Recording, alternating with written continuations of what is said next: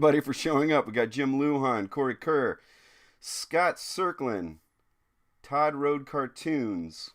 Anyway, glad you guys are here. Thanks for joining me, and thanks everybody who might find this in the future. So what I was saying is, so in the last exciting episode, I was talking about my love of Ozzy Osbourne, Black Sabbath, the importance of his influence on me as a young kid getting into rock and roll music and aggressive heavy music and that also does tie into what I think kind of the direction I would go in with illustration and visual art as well, not just with my bands and things like that. So but I know that towards the end of that stream I did get cut off because I had to go pick up my daughter. So I know there's a bunch of stuff that I wanted to say, and I kind of rushed at the end. So, and of course, now that I started this stream, I probably forgot half of it, but we'll see. We'll get there. But yeah, I was going to jump right in and kind of show you here some of the progress I've made on that illustration, because I had just kind of done like an underdrawing, which you'll see in the lower corner. That's a tighter sketch than the one I had there. And since the last stream, I've been doing like 20 minutes here, 30 minutes there, an hour there, between hustling for this money. And so I've got some progress here. So let's switch this over and I'll show you. So this is a tighter version. I've also put on these kind of slides I prepared here, the reference photos to go with it, so you can see that. I'm not the best at getting people's likenesses. I used to be a lot better when I was in art school, because we did it all the time in heads and hands classes and life drawing and stuff like that, value studies, things like that. I was doing it constantly, and just gotten out of practice. But so I'm going to say I'm going for a feeling of Ozzy here. The photo here is from the Never Say Die tour, I believe, around 1978, 79 maybe. Anyway, so there's my there's the draw, or there's the photo, there's the sketch I eventually finalized based on the thumbnail that I was working on last episode. And then let's see, what do we got here? Then we've got, oh, come on. Is that one showing up? There we go. And we've got this sketch here. It's based on Ozzy's photo that was on the cover of his Speak of the Devil album, which was a live album that came after Blizzard of Oz and Diary of a Madman. It was unfortunately after Randy Rhoads had passed away, but it was a pretty pivotal record for me as a young kid. So we've got that photo shoot. That's the sticker somebody made from it. And then up in the corner is, I think it might have been done by Boris Vallejo, but it was the fourth album, his solo album, The Ultimate Sin, where he was a monster. So originally I was going to take kind of different Ozzy, for lack of a better term, characters while I was growing up that were influential, and mash them up, kind of make them look like a movie poster sort of thing. But I kind of changed my mind on that. So this is the real rough sketch using the Speak of the Devil which photo, and then I kind of added the tongue and a little bit, I guess, more monstrosity from the Ultimate Sin album cover. And I was going to add, in there is the album Bark at the Moon. I'll get to that in a second here. But let's go down here. So then that sketch, there you go, turned into this final drawing here. And yeah, and so that's the version of Ozzy I was going for on this, to kind of mash up two Ozzy eras into one. And yeah, so what I was going to do was going to also Um, just kind of add like a bark at the moon.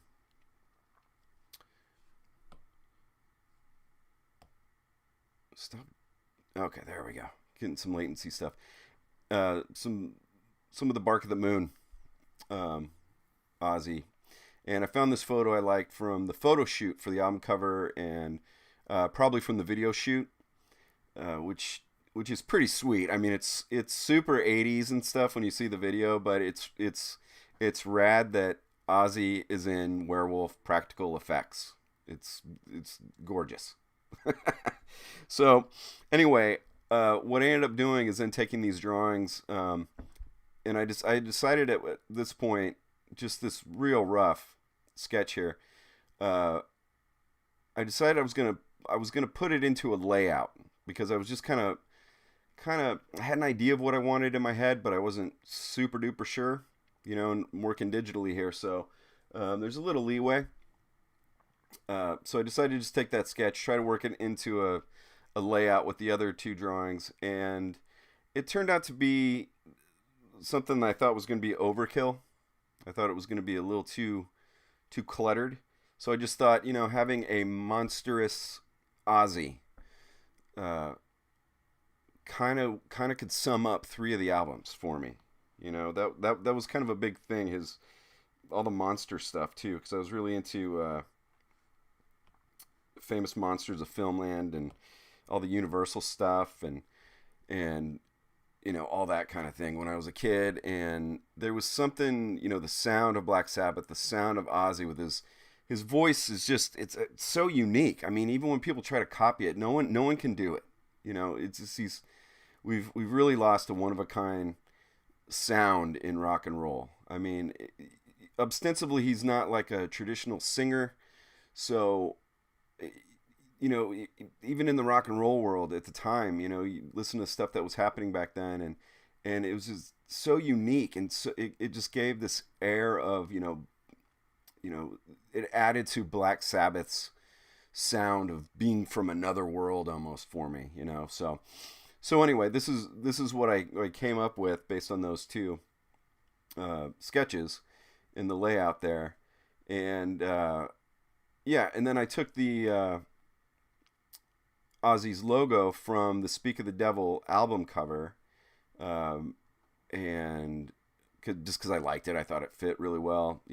Obviously his dates there of living and Never Say Die, which is if you watched the last live stream, I'd mentioned that was the first time I had heard Ozzy sing, and Black Sabbath was in an arcade. I heard this playing over the stereo system when I was a little kid, and it's such an energetic song, and it's such like a battle cry of hope, to keep going through like real tough times.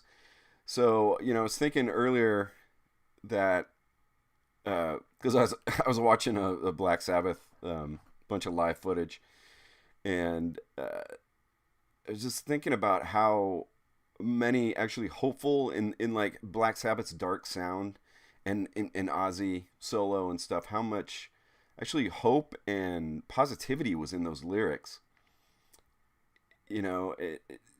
With this veneer of this kind of darkness and monsters, and I think that appealed to me too, just because of the nature of that stuff and the music. It just fit together as like I feel like an outcast. This is a little outside of society, and that's how I've always felt. So,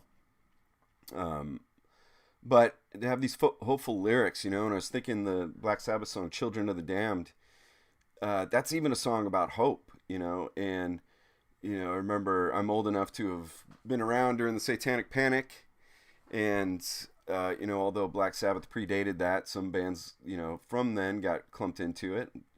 Ozzy era Black Sabbath. Black Sabbath was still happening during that time, but different singers. Dio and then Ian Gillan from Deep Purple, and but I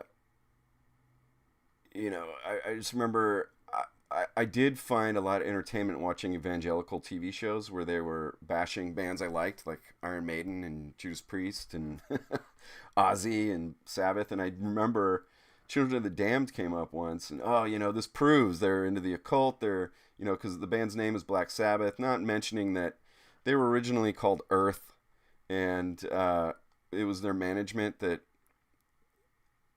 kind of was like, maybe you should change the name because there's another band called Earth at the time, and your sound's getting a little bit different, because they were kind of a psychedelic, garagey kind of band. You could hear, hints of what they would become as Black Sabbath, and then they had to come up with a new name. The other Earth band, I guess, was getting popular at the time, and didn't want any confusion, so the anthology horror movie with Boris Karloff as kind of the narrator, Rod Serling type, called Black Sabbath had come out. I believe Hammer Films made that one. It's super entertaining if you like old horror, and particularly the bombacity of horror from Hammer Films. Fit that they would pick Black Sabbath, But anyway, so Children of the Damned, also, like Never Say Die, very hopeful song, It's about going up against, not losing hope in adversity. And you've got all these people that were bashing them for that. And I was just thinking, like, maybe children, being my generation, maybe the people in the generation just, I guess they'd be the late boomers. We might have some crossover with some taste and some pop culture references, that kind of thing. We were the children of people who were damning us, for trying to have fun. And how dare you shit on the hope of the youth? It's still happening now, but I'm not going to get political or anything.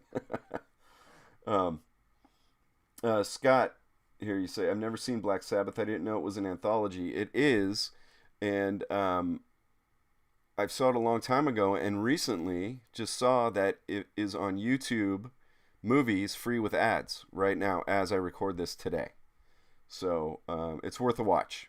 Practical effects. It's that, that Hammer Films Technicolor where the blood looks like paint and all that kind of stuff. It's of its time, but it's awesome. And yeah, so definitely, I think, check it out. So what else do I have to say about this? I guess I'm kind of rambling on enough. I guess I could probably try to talk as I move on. Oh, well, there we go. I was going to show you this in sections, stages, but cat's out of the bag. I already got that far on inking.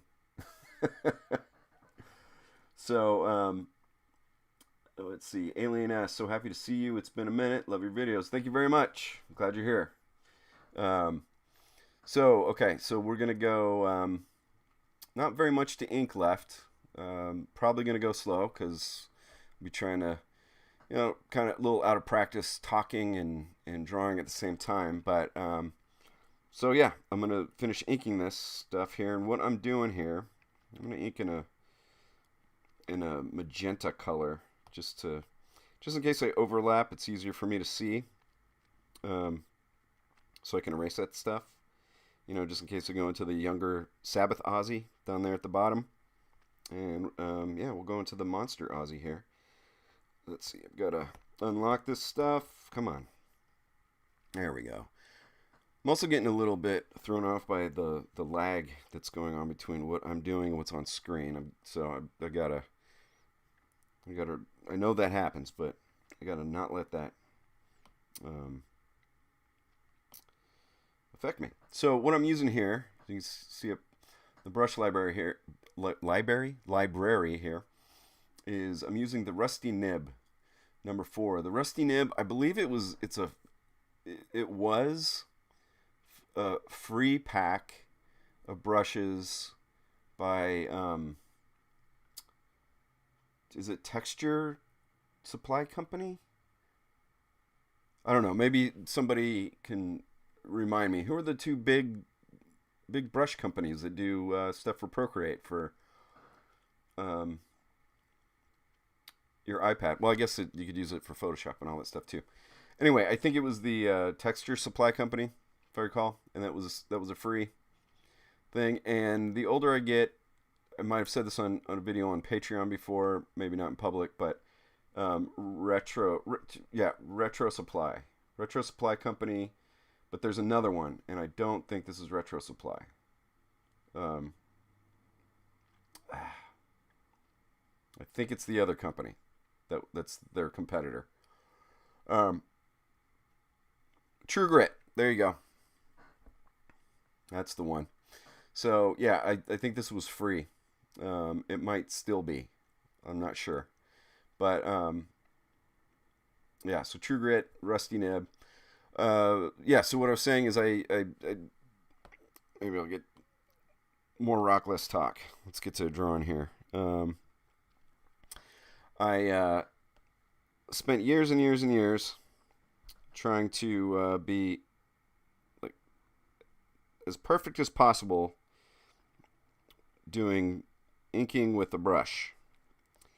And nowadays with AI and just so much, digital stuff. I mean, it's I think it's really cool that you can make digital stuff look analog.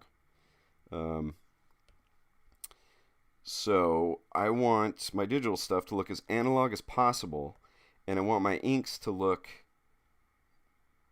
not perfect. One, I guess it was a nice compliment that I got a long time ago. At this point, somebody thought I was vector inking at one point, and they would not be dissuaded that I was actually using a brush. And I remember thinking like, well, that means I'm doing like these perfect lines, right? But it also kind of meant like, oh man, does that mean there's no life in this? And so I like, if it's coming on screen, the crustiness of the Rusty Nib.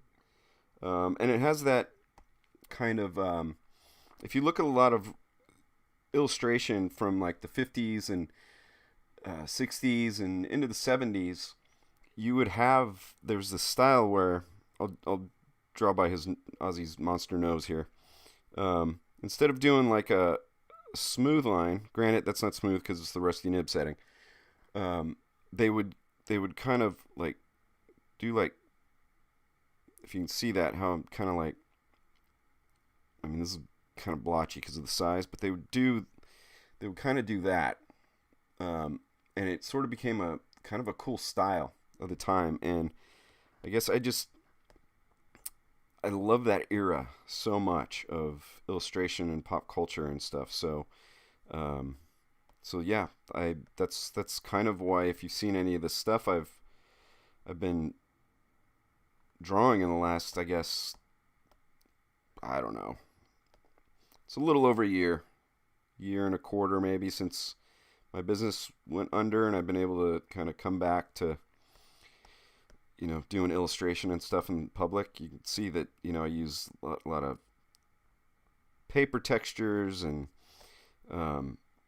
brushes that are distress brushes that destroy stuff I've worked on, and yeah, and I like the crustiness of this imperfect nib, because ultimately what I'm gonna do is make this look like it was printed in a newspaper, like the newspaper funny pages from back in the day, or a comic book. And so some of the crusty looking lines I'm going to do here, and the fills they're going to get destroyed for hopefully the better. So yeah, that's what I'm doing here.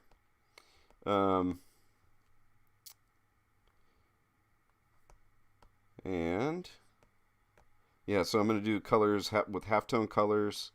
True Grit, and I believe, was it Retro Supply?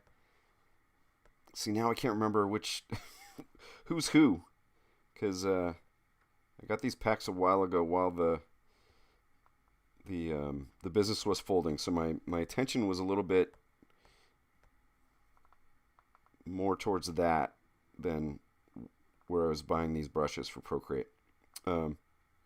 But I believe both companies, whichever company I have, I mean, I'm sure you'll see when I get to it. They kind of have these keys of how to make colors with the halftones. So, it'll be like 20% yellow and 30% red makes this version of orange or yellow orange or whatever. Things like that. So, at this point, since the business went under, also, I've had only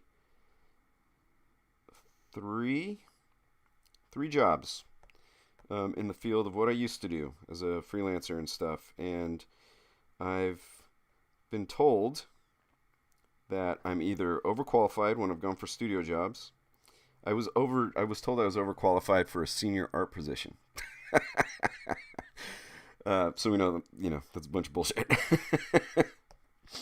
But yeah, I'm either told I'm overqualified or AI does that now. So instead of pandering to a modern audience that, maybe wants a certain illustration style, I'm just doing illustration that I like to do and like to see, and that's old stuff. So I'm making new stuff to look old.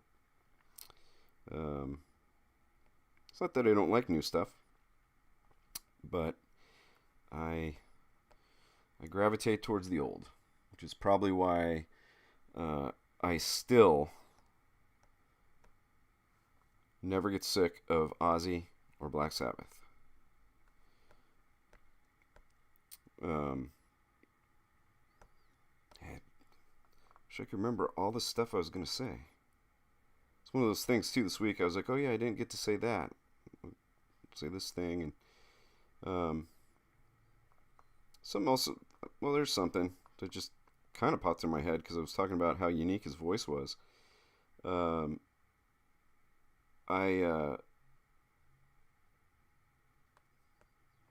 don't know if I mentioned this in the last episode either, but if I was to pick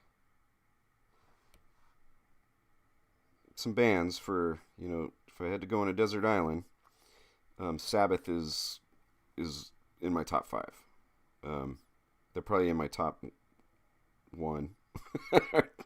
But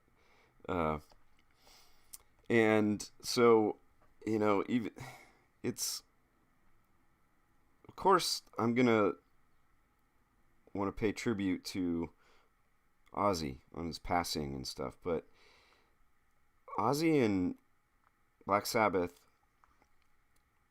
I always look for old concert videos, and it's not just because he's gone. But maybe this week I probably have to admit it's kind of ramped up. And I have Sirius XM in my car, and on that is a channel called Ozzy's Boneyard.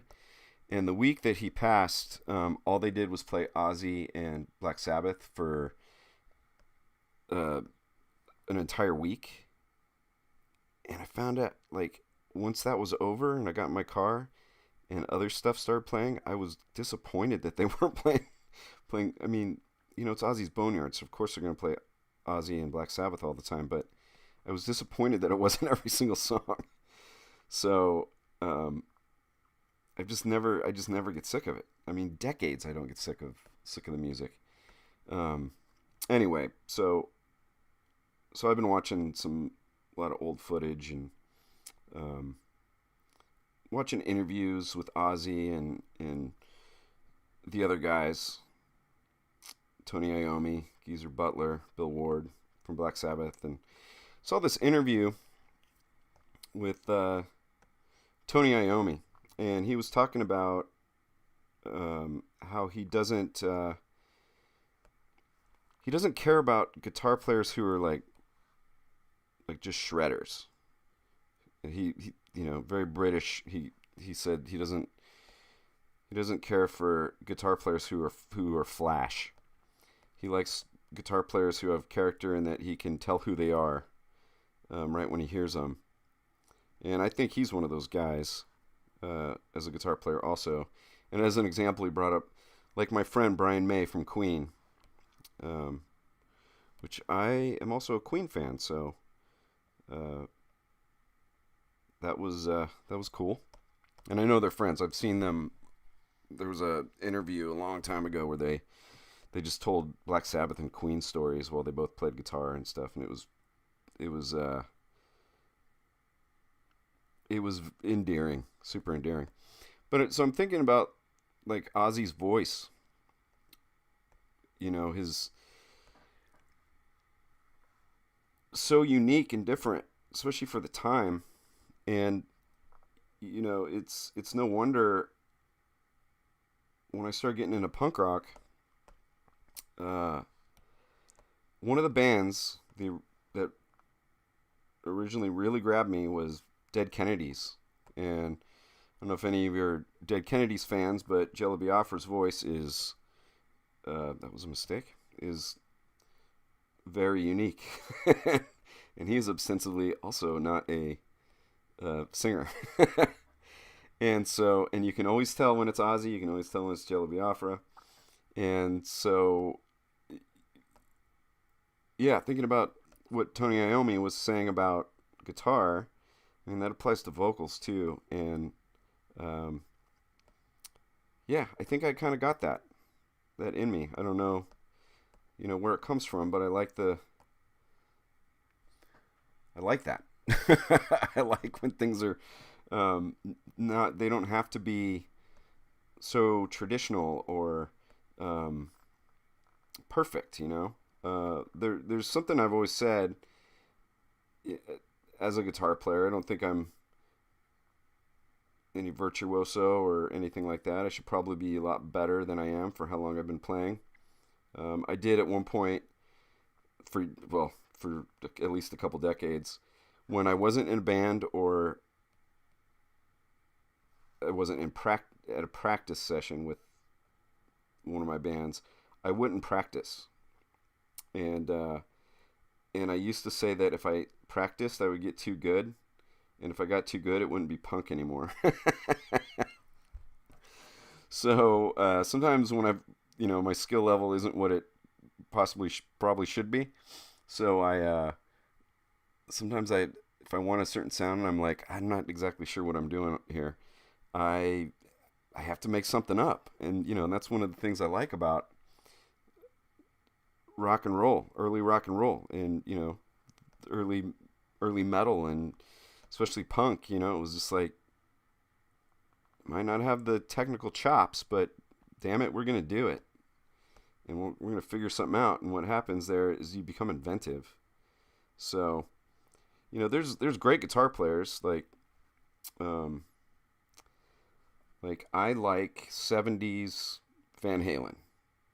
Um, so Eddie Van Halen's really good, but at a certain point, I got kind of bored. Steve Vai, really good guitar player. Um, I don't know. I shouldn't call people out. Not that they're gonna watch, but I just don't. Um, but there's really good guitar players, and at some point, it's like math to me a little bit, and it's not that I can't speak for any of these other guitar players, but it's I don't feel it. I'll put it that way. Um, and so less accomplished musicians, when they're kind of inventing stuff because they don't know the rules, uh, I find that way more interesting. Um, so let's take a chat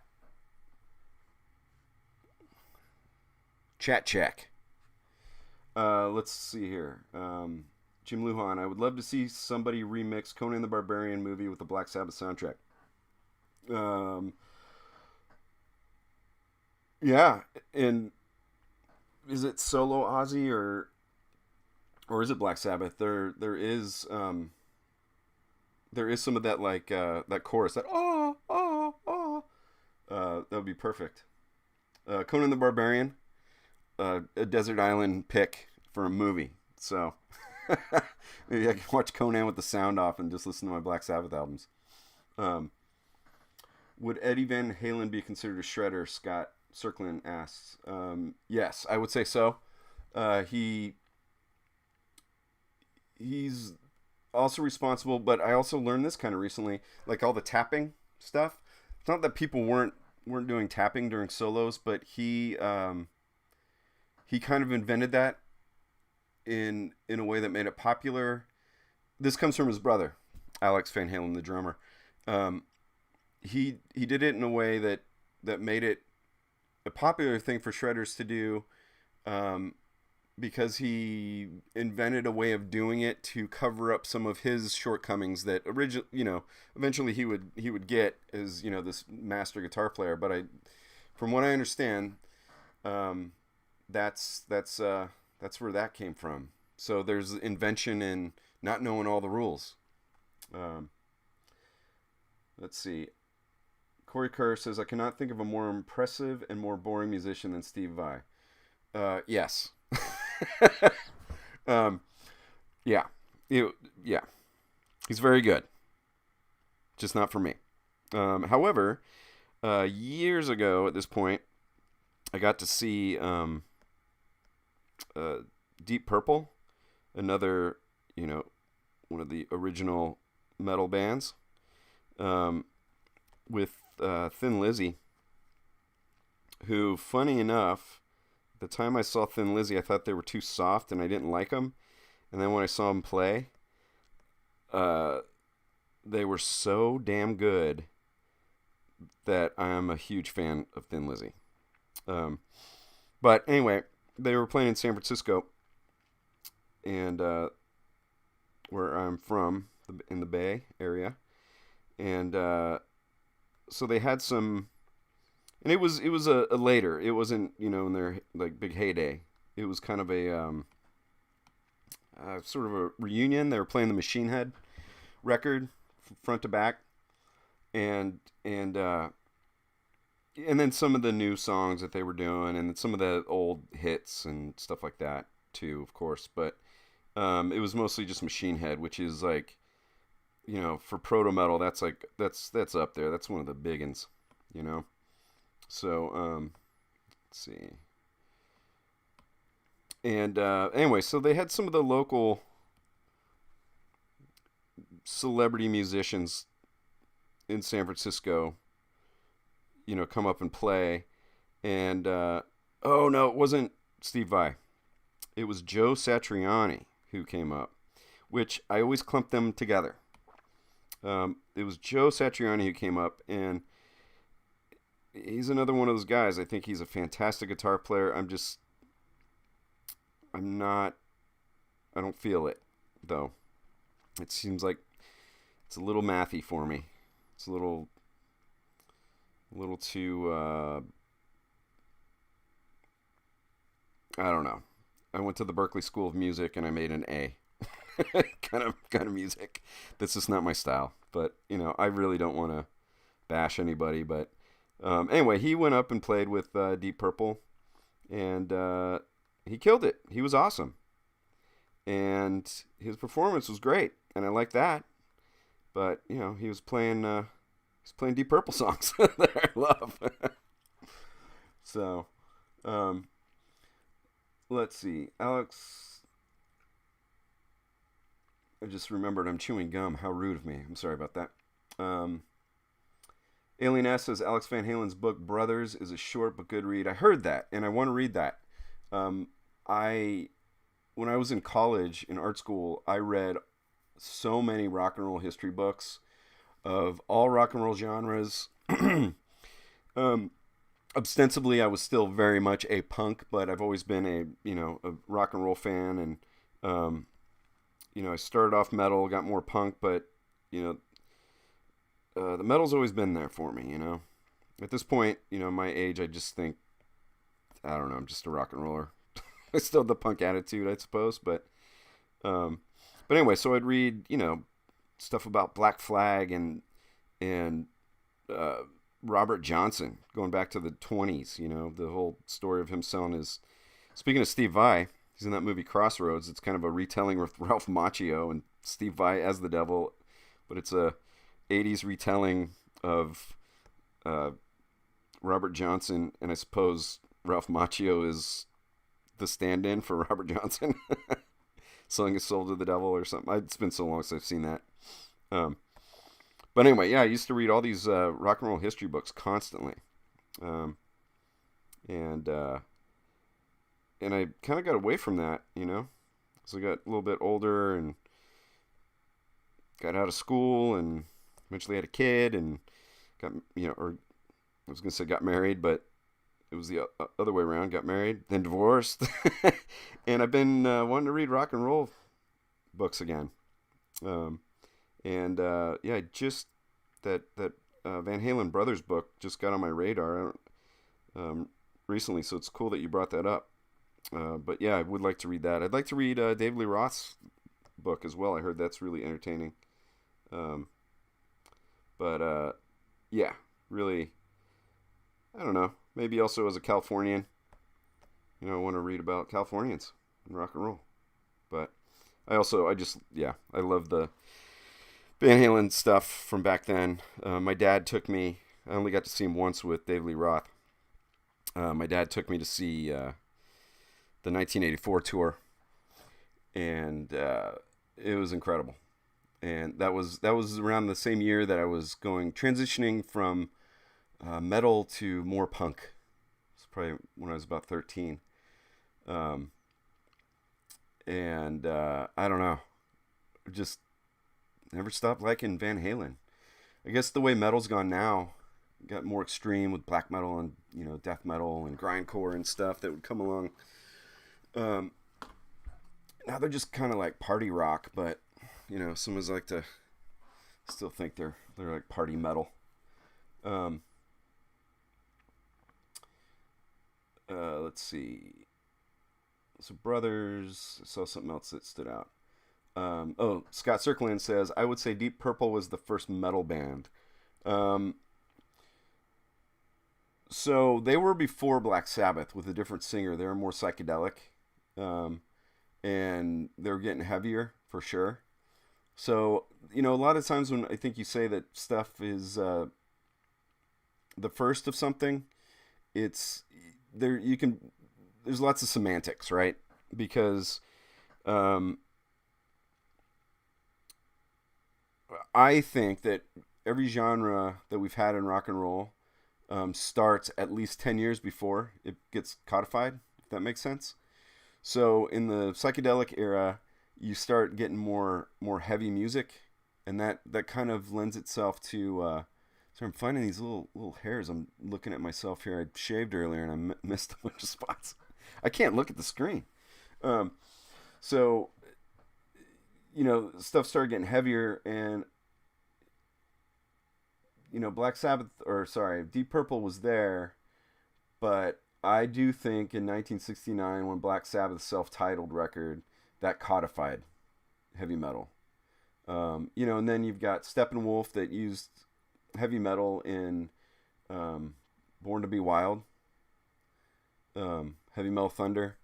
So it's kind of coined then. There's another guy who wrote for Cream magazine nicknamed Metal Mike, but he was in a early LA punk band called Angry Samoans, and he wrote for Cream magazine before punk became kind of a bigger thing, and he applied the term heavy metal to a band called Sir Lord Baltimore, which is a great band. First two albums are fantastic if you like early metal stuff. Also because there's touches of like punk rock and what would become hardcore punk rock on that album too, which brings me back to other stuff like over here in the States we had the British invasion. When it would be, my parents were young. I wasn't alive, which I think most of you weren't either. But, the Beatles, the Animals, the Stones, the Kinks, the Who. A lot of that stuff had touches of punk rock in it. And a little metal too, a little heaviness in there. Over here it was called the British Invasion. Over there it was like mod, or blue-eyed soul music, and because it was like really influenced by American R&B, which is what rock and roll was before it was called rock and roll. It's not the R&B we have now. It's not this pop music stuff. Um, and Johnny Fitz, hey bud. So here's my take, and this isn't one that I've really seen or read. I don't think. I think this is an original take that is that. So rock and roll starts here in America. It starts with the blues. Start getting touches of country. So you start putting those together. You start getting rockabilly. You start getting R&B. Right? Those things kind of become rock and roll because that becomes the new term that I believe Alan Freed coined from African American slang meaning sex to sell to a mass group of kids, predominantly to sell that stuff to the white kids. And then you got rock and roll and it explodes, right? So you've got kids listening to that over here in the States. You got kids listening to that in the UK and other places too. But we'll just, for the sake of this, we'll talk about the US and the UK. And so then you get, Keith Richards and John Lennon and Paul McCartney and, they start forming bands. The Beatles start showing up. The Stones start showing up. The Kinks, The Who, kind of based on this American soul R&B stuff predominantly. And they kind of, this might not be the right way to say it, but for the sake of this, I'm going to say they kind of do it wrong. Again, they kind of don't know the rules. So they make it something different. And then they start dressing different. You get the Teddy boys, Teds, because there's girls as well. And they're kind of like the rockers. They're kind of like over there in the UK, and they dress with the pompadours, and they're on the Elvis and Gene Vincent and more of the rockabilly stuff. And then you've got this other scene that kind of starts coming out of the UK jazz scene, and they were the modernists. And then they're the mods. And that's where you get the Who and the Kinks and all the, the Animals and all this kind of stuff. And some of them dressed kind of like dandies. Some of them just dressed really sleek. But the clothing started becoming a big part of it, the fashion. So now you're starting to get into the world of punk a little bit because it's a youth movement that was driven by the youth, not by commercialism, which was kind of how it was in American rock and roll with payola. And I mean, I could go on and on about this stuff. And the music starts getting, it's a little bit more rudimentary, even though, blues does some pretty rudimentary stuff, but some spot on guitar playing and, whatever. But then you get like a band like the Kinks and the Who, and they start bringing this kind of middle finger to things that, would sort of signs of punk coming, This is 10 years earlier or so. And then that stuff gets filtered back over to the American kids. Excuse me. Starts getting filtered over to the American kids who start forming their own bands. And, and surf culture's coming up or getting more popular. Because, Hawaii at that point had been a state for less than a decade, or maybe about a decade at that point. And, so everything Polynesian and Asian and stuff was pretty pop culture. And so surf music's coming up. And this mix of like that reverby, watery surf guitar, but kind of fuzzed out because you got like, the Kinks, I would say like You Really Got Me. That's a punk rock song, it just happened 10 years or so before punk rock was named. And anyway, so then you get these kids, just kids. You could buy guitars at Sears, the Silvertone guitars. You go to Ward's, buy guitars for cheap. Came with amps, these little amps, cheap drum sets, and so they start garage bands. That's where you get like the term garage rock. At the time, it was called frat rock. Um, and you get bands like the Sonics and why is it escaping me? The Kingsmen, Louie, stuff like that start popping up, um, uh, and they're kind of taking the filter of this influence of this British stuff, and then they're kind of doing it wrong, because sort of a play. And by saying doing it wrong, I don't mean that as in a bad way, just lack of a better term. They don't know the rules. Say that, and so their guitars start sounding nastier. Their music starts sounding more rudimentary. The middle finger and the FUs, while not being shown or said explicitly, start popping up more. The singing gets more. The singers get more snotty, a little more rebellious. Same time, psychedelic stuff's going on. So music's getting heavier over here, this part of rock and roll in the States, and snottier and more aggressive in another sphere with more fuzz tone. Well, I guess both sides have fuzz tone, just depending on how you played, how you used it. But things are getting heavier. And so yeah, I think those two kind of 60s music eras brought us punk and heavy metal sort of around the same time. At least the proto versions of them. So you definitely had Deep Purple was around with their first singer. They put out 3 records. Biggest song, Hush. But they didn't really start becoming metal, or an influence, proto metal, until Ian Gillan became the singer. And and then over in Birmingham, which is another thing that was a big. I should start drawing. Which was another thing that was a big influence on me as a kid. Was the whole. And I think I don't know if I had time to touch on this on the last live stream, but all this music that I was getting really into, and I mean, you can probably tell I'm still into it. I thought there's no way I'm ever going to be able to do this kind of stuff. This is too. Why don't I like that? That's fine.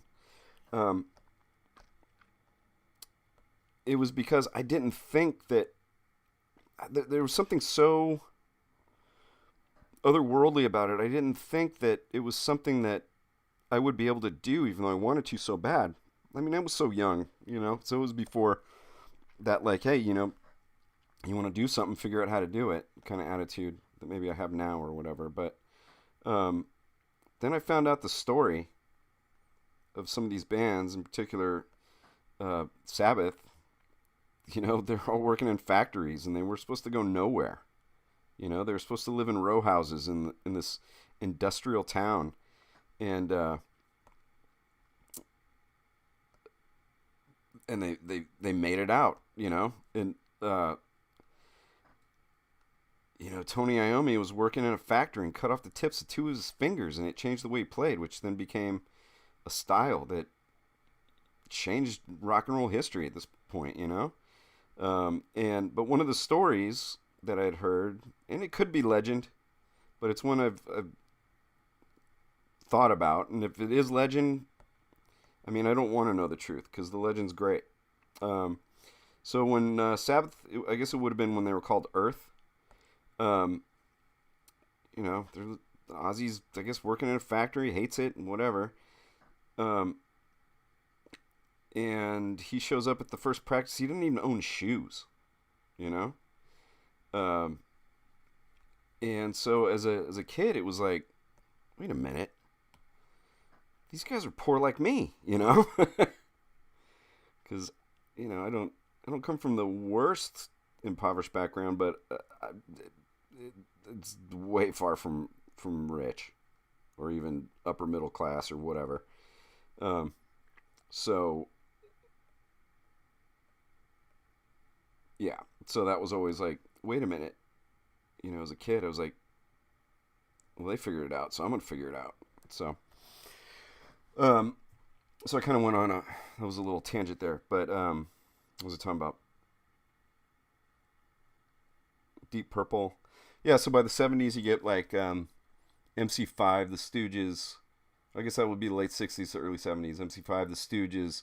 Deep Purple's getting, heavier with Ian Gillan singing. Um,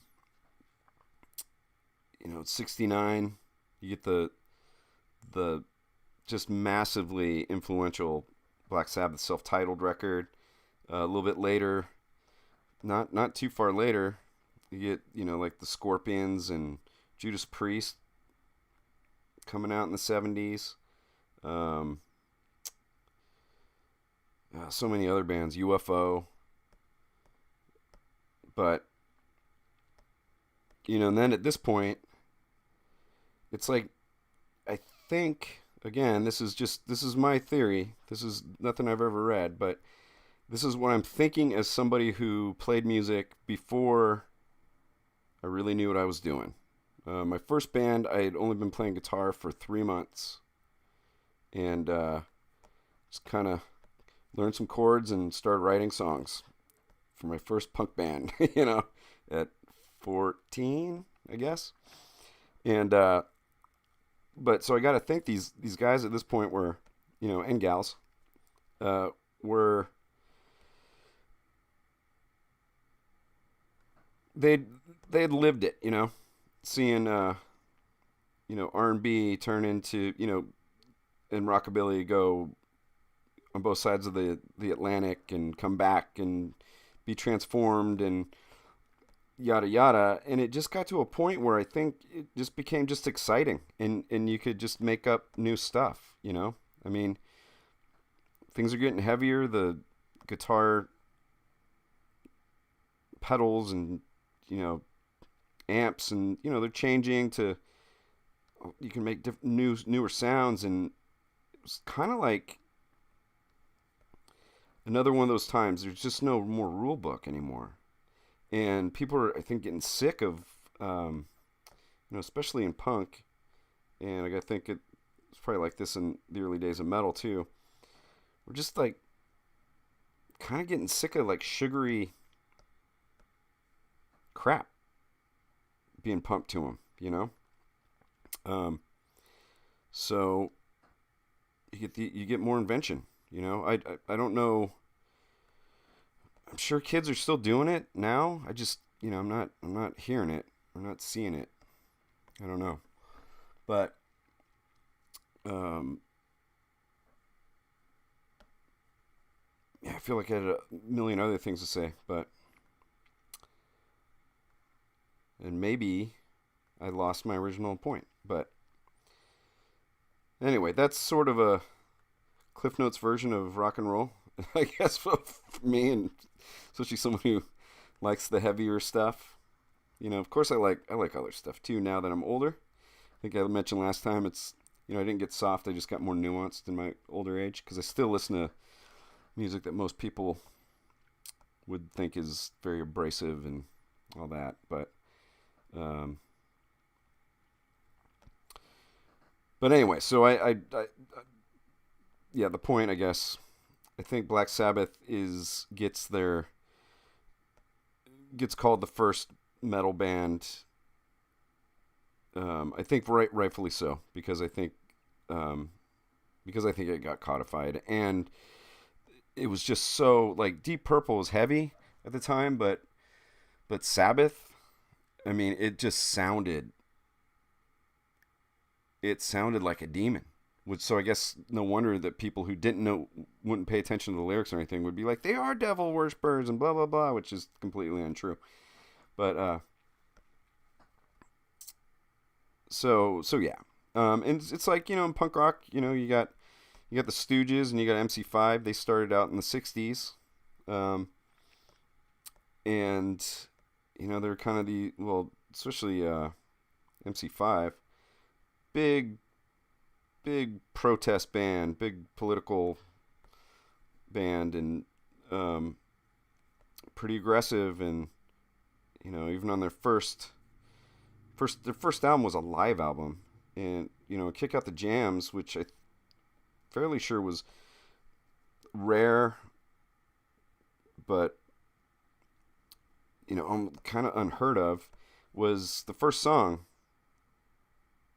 Kick out the jams, motherfucker, when no one was cussing on albums, you know?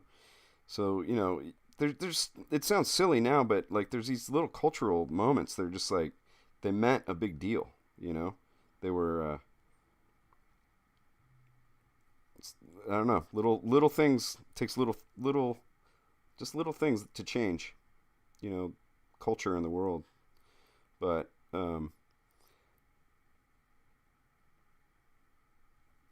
but yeah, so there was already that, and the Stooges with Iggy Pop, you know, it was nicknames as the Godfather of Punk. Um, First album came out in 1969, same year as the first Black Sabbath record. Um, and I mean, it must have just been crazy to hear the Stooges at that time. You know how they sounded. Then that influences, you know, in the 70s, you get the New York Dolls, and they start kind of putting more like a glam spin on stuff. And I wouldn't say that they were like the most accomplished musicians, but what they did was incredible. Um, you know, and then that influences the Ramones. And so I think the Ramones get their, you know, English like to say we created punk rock, but okay, maybe if you're considering the mod stuff in the 60s, that was like a template, sort of. But, you know, with Richard Hell and the Voidoids and some of the CB stuff, but especially the Ramones, because they're one of those touchstone bands that changed so much stuff. You know, the seeds of punk were there, but the Ramones kind of codified it. Now there is a band that came out the same year, or the same album came out the same year as the Ramones. Oh, and also the Ramones went to the UK, and then that's where all the Clash and the Damned and Buzzcocks, those bands didn't exist before that. You know, I'm such a nerd. The oh, flip the screen so the art's larger. Sorry. Yeah, you don't want to see me. Um, anyway, I could go on forever and probably will actually myself even. But let's take a quick chat check. And sorry you had to look at probably just the top of my head while I was talking. As these live stream goes on, I might figure it out. I promise I might figure it out. Let's see, what do we got here? Great art and music lesson. Thank you, Scott. Brambos. Interesting, a lot of those bands emerge from scenes. The importance of having a group of folks around you of shared interests. True. Completely true. Especially you think the, oh God, what was it called now? Oh, there's a bunch of conspiracy theories about like all these hippie bands. Crosby, Stills and Nash and Young and all that stuff. They were around like Topanga Canyon down in Southern California. And apparently a bunch of them were like Nepo babies of CIA agents or something. As the conspiracy goes. Anyway. And all those bands got big. Mamas and the Papas and stuff like that. But they were all, yeah, it's all the scenes, you know, for sure. I think you're right, Brian. You know, I think, you know, Ozzy and Sabbath were part of a scene that I was very into as a youth, which is called the New Wave of British Heavy Metal. It's where bands like Iron Maiden came out of. Tigers of Pantang, a lot of good stuff. And then eventually, you know, my age group and my tastes, hardcore punk rock. You know, I know hardcore is now, and punk rock, they've kind of split off a little bit. They're like, you know, subgenre of a genre and all this kind of stuff. We used to just call it all hardcore, even the 70s punk stuff when I was a teenager in the 80s. But yeah, that was a scene that I was in for a long time and was very good to me. Kind of, I would say it's one of those things that saved my life. David Crosby as a CIA agent. I need to read that comic. Yeah, me too. I wish I had time to make it. Hardcore to metal transition. Garage Band revisited by Metallica. That was already happening before that. The Garage Band, yeah, hardcore became metal. But and it's all like cement. Here's where I'm going to show my age because I'm just like, oh, I'm so tired at this point because all that stuff was already happening. So I was really into the thrash stuff, that which was new and kind of helped me. There's so many influences of why I got into punk and hardcore, punk rock in particular, and stuff like that. Same as why I got into metal and stuff. So I'll say that for another time. But I do have some Metallica stuff to bring up. Speaking of garage days, so Metallica used to always be in Thrasher magazine, and they had a band board come out. Zorlak Skateboards, Texas skateboard company, more of a punk rock. It was more punk rock back then, anyway. The skate scene when I was coming up. I'm gonna say, yeah, it was more punk. It was thrash too, but at that time, even thrash, even when it was kind of still new-ish, was changing into. I don't know. Let me back up a little bit. So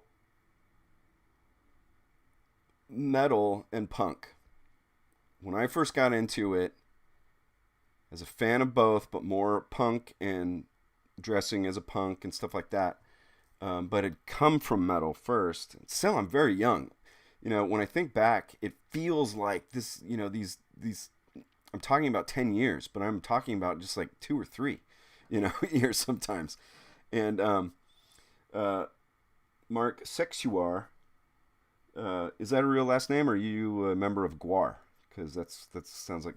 Anyway, crossover growing up was my favorite, so I'm about to get to crossover. Best of both worlds. I think I'm only a couple years younger than you. Okay, so yeah, so you probably know. This is my take on it. So there became a point when I was. I'm trying to not get ahead of myself too much. I was so into metal, okay, and because I only had a certain amount of money, there's no internet at the time. I was exposed to only a certain number of bands, possibly. I started finding out about these kind of more underground record stores, or at least that had sections that were more underground and stuff like that. And I luckily lived real close as a kid. And even before I could ride a skateboard, before I got into that, it was close enough I would ride my bike. And, I'm Gen X, so my parents didn't pay attention to where I went. And most of the time it was to the record store. But anyway, so I started getting hip to, like, bands like Merciful Fate and started seeing, some punk stuff. Not like... of course I got into Sex Pistols and Dead Boys and, stuff like that. But, this stuff, because hardcore punk was even more underground. It was almost like, if you talk to older people at the time, they would be like, oh, punk's dead. I'm like, no, it got faster, more aggressive, it went underground. But there's a weird thing that I was trying to get to about metal and punk. 6 hour pronunciation wise. Fun growing up with that. That's great. Brian Bowes has to leave. See you later, buddy. Thanks for showing up. Yeah, there was this moment there where it was metal heads and punk rockers weren't supposed to get along, and the reason why I think that happened was because of where metal was going with like MTV and stuff. It was pop music at that point. It's kind of like what happened with punk in the 90s. It was just pop music with a costume. And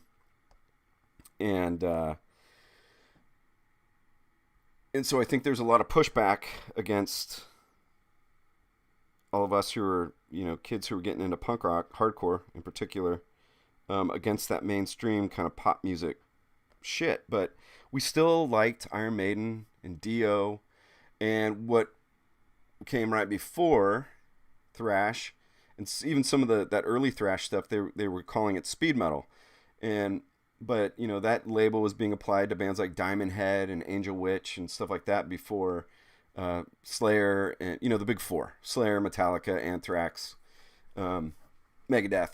And there was other bands too that are pretty great. Possessed, I love Possessed. So anyway, when that thrash stuff started coming up, that all those bands I mentioned, it was like the divide that was kind of, and it was kind of sold to us a little bit. I mean, you can see there's a movie. It's also on YouTube called Heavy Metal Parking Lot. It's less than half an hour long, and it's a bunch of kids, young people, predominantly, at a parking lot at Judas Priest, and there's this one dude, and he's in like the guitar player from a band like White Lion spandex outfit, and he's talking about how lame punk rock is, and that's how it was at first. But then this thrash stuff, starts coming out, which is interesting because Judas Priest would eventually, like Painkiller, that's a thrash album, come on. But it's a great Judas Priest album too. But anyway, so these thrash bands start showing up, Slayer, Metallica, and they're wearing punk shirts, and they have punk, hardcore punk predominantly, stickers on their guitars. Jeff Hanneman always had Dead Kennedy stickers. There's a tour that you can also find on YouTube that is Venom, Slayer, and Exodus. Exodus is a great band I left out. They're kind of a home band for me as well as Possessed. But they're interviewing. There's interviews in between live footage of them playing these small places, and they ask like, what are you influenced by? And it's Lombardo, the drummer from Slayer, who now plays in Suicidal Tendencies, who I'll get to in a minute. And I saw him play with the original Misfits before the pandemic. But so he's in Slayer, and all he does is mention Agnostic Front and Minor Threat and just all these like hardcore punk rock bands, as influence. And they kind of it was a meeting of the minds. I remember going to an Exploited show, if anybody knows the Exploited, when I was very young, and getting in a fight because I was wearing a Motorhead shirt, and there was a debate on whether Motorhead was okay for us to like at this punk show. So stupid. Because of course it's Motorhead. Also, speaking of desert island bands, that's one of them. Yeah. So anyway, so it's like speed metal, and then it's like, no, it's thrash, and then became like, okay, now it's okay for us punks to like metal again because they like punk, and they put punk influence in their metal, and now it's thrash. Which is also kind of weird because this band JFA, if anybody knows that band, Jodie Foster's Army, skate hardcore band from the 80s. They were called thrash on a Maximum Rock and Roll radio show, which was a punk rock radio show that used to play back then. Anyway, so it's all kind of stupid, really. But yeah, so there's that. So now thrash, okay. So now it's okay, So now we're more thrashers, like like our the magazine, which is now just kind of a catalog, less of a magazine. But and then DRI, Dirty Rotten Imbeciles, who was ostensibly a hardcore punk rock band, started putting metal into their punk, and they put out a record called Crossover, which comes a little tiny bit on the heels of thrash, a little bit later, not much, and so now we got thrash and Crossover, and they're kind of the same thing. The way I differentiate them is that one's got more punk rock and with metal influence, and one's metal with more of a punk influence, but really they're the same thing. They're just You know, that's what I think of it now. When I hear the crossover record from DRI now, I hear more hardcore. But then you hear like a band that would become, you know, kind of hardcore legends like the Cro-Mags, Age of Coral. It's pretty metally. It was when it came out, it was considered a punk record, but it's pretty metal for a punk record, you know. And you know, so it's all just stupid, you know. I'm glad nowadays it's just like, yeah, you know, people who like the same kind of music, where, you know, it's kind of a unified thing now. You know, we like hard and heavy music, and, you know, a lot of us are so old. We also like me, like stuff like Dean Martin, you know, because it reminds me of my dad, and it's just goofy fun. But so yeah, and then when I get just be a little bit older of a teenager and still definitely a punk, I used to go see, where I lived. There was a couple clubs. I actually got to play one of them before it went away, in San Francisco and in Berkeley. Actually, I'm more from the East Bay, if anyone knows California. Just right across the bridge. I've lived in San Francisco and in Oakland most of my life, but kind of splitting, you know, on which side of the bridge I lived on. But um, there's a place called Ruthie's Inn that a lot of the thrash bands would play, and sometimes hardcore bands would play with them and stuff too. So there's kind of unity there. Oh, and then meanwhile, Suicidal Tendencies went from a hardcore band to crossover band. I would consider them like a crossover or thrash band, whatever. You know, tomato, tomato. But would join the army on that album, and I got to see them on that tour at a tiny place. Yeah, I saw Slayer and Metallica at Ruthie's and Rock on Broadway, like matinee shows when I was a kid. Matinee shows, for those not into that kind of stuff, it just meant that there were all ages shows and they would start and end early, so that, you know, because it was youth music, so that the kids could be there, you know, no alcohol, no drugs, that kind of thing. But yeah, it was a great time. Never thought any of that stuff would get as big as it is now. That's for sure.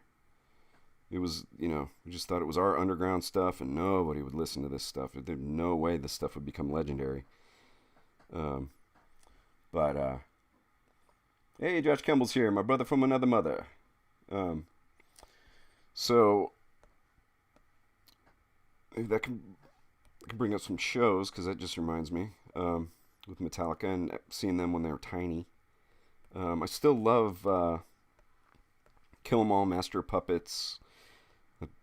Going out of order. Kill 'Em All, Ride the Lightning, Master of Puppets. You know, I know people they'll go up to the Black Album and Injustice for All. Maybe the production was different. Maybe we got some bass in the mix. Because, you know, I got to think, like, Injustice for All, a lot of that stuff was being worked on and written when Cliff Burton was still alive, which I kind of think is the downfall of Metallica. They stopped wearing Misfits t-shirts, you know. Josh Kimball says Ride the Lightning was fire. Ride the Lightning was my first Metallica record, and I remember the very next weekend getting Kill 'Em All. But so going back to Ozzy. First time I got to see Ozzy, 1986, I believe. Yeah, 86. We'll go with 86. I was, you know, couple 2-3 years into being a punk. There were still like some of the old timers that were there. Still kind of had that like punks are lame and blah blah blah. But it was Ozzy on the Ultimate Sin tour, which I like now, but I hated at the time, that album, because again, I thought it was too soft. You know, at that time I was claiming, like, you know, everything Ozzy up until Bark at the Moon. But that's what you do when you're young. You gotta plant flags that don't matter when you get older. I have heard Injustice for Jason, um, and if if there's a vinyl release of it, I would like to have it. I've listened to it just on YouTube, um, and I do like it like that. It's just the production's so thin for a heavy band, especially one that's named after the genre it plays in. That it's the original is hard for me to appreciate. It sounds unfinished. But anyway, so I even though it was the Ultimate Sin tour, I was not going to miss Ozzy. I had an opportunity to go, and Metallica had come out with a new album. It was Master Puppets, which is an amazing album, and they were opening, and I couldn't believe it because I had seen them at tiny, tiny places before that. But so it was kind of like, whoa, the mainstream's taking something from us. That's what it felt like. Now I'm like, if anybody does anything creatively, like, I haven't been a Metallica. I mean, I'm still a Metallica fan of their old stuff, but I haven't been a Metallica of anything they've done in, years. But I'm not going to take any of that away from them. Any of what they went through to get where they got, and, their importance too, actually, in heavy metal. As much as, I have some disdain for some of the stuff that came later. But, let's see, how do I want to do that? But yeah, it was incredible. An incredible show. Of course, at that point, Ozzy's guitar player was Jakey Lee. God, who was playing bass? I used to have all this stuff cataloged. I don't anymore. But it was great. Mostly at the time, I think Ultimate Sin was so new, and kind of what happens is you play more what the crowd wants, than new stuff, and you kind of pepper in the new stuff. So it was, I got to hear Ozzy play all the stuff I liked. I think there was still kind of like animosity and a bit of anger from when Ozzy had left Sabbath that was still kind of going on. But the encore of that show, Ozzy played, probably arguably the biggest hits from Sabbath, Paranoid and War Pigs. No deep cuts or anything, but it was a great show, and Metallica killed it in their Misfits t-shirts. And I believe I was wearing a Misfits t-shirt then too, and I just screwed up. I'll just... Alright, that's fine. Let's fix it here. And then over the years, I think I saw Ozzy solo 3 times. Here's the reason why I think. Because I have recollection... Blah. This includes the Ultimate Sin tour, seeing Ozzy 3 times in the 80s. So I think I saw him once in the 90s and once in the 2000s solo. But a friend of mine says that we saw Ozzy in the 2000s twice. But my memory has just these events, these personal events, nothing bad or nothing big, as one show. But he said no, that happened 2 years apart. So I may have seen Ozzy 4 times, but every time I've seen Ozzy, it's been fantastic. And I luckily got to see 2 of the Black Sabbath reunions, which one was definitely at Ozfest, and one I think wasn't. But the cool part that I remember is that they were birthday presents both times. So, my old friends, they know that Sabbath is like one of my very favorites of all time. So, Dave Josh Campbell disdain. Would you say you have Dave disdain for them? Oh, God, my daughter's 13 now and she likes all the music I like, um, which is kind of nice. But also, I'm like, oh, I hope I didn't, influence you too bad. But she did bring up, she's like, my generation's music kind of sucks, Dad. So, um, she does like a couple newer, kind of more punk bands, I guess, and metal. But anyway, where's it going with that? Oh yeah, so I got to see, I guess, Ozzy 5 or 6 times, putting Black Sabbath and solo stuff together. Um, but I will never forget how magical that Ultimate Sin tour was with Metallica doing their Master of Puppets tour. And me getting a bunch of shit from this old guy in a fog hat t-shirt for being a punk. That was fun. And then later ended up he felt bad and then was trying to buy beers for a bunch of 15 or 16-year-olds, however old we were. But I guess because my mohawk, I had a mohawk back then, was flopping around like crazy, head banging. But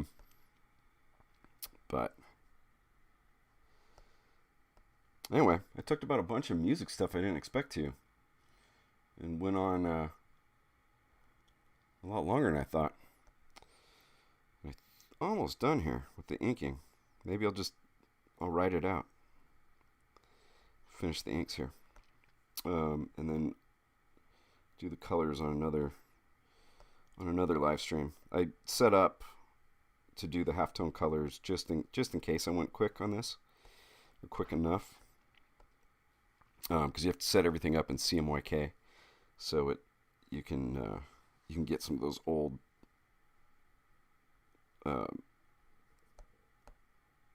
printing effects. So yeah, thanks everybody for showing up. Super surprised. Surprised last time, and I'm more surprised this time. I thought nobody, because I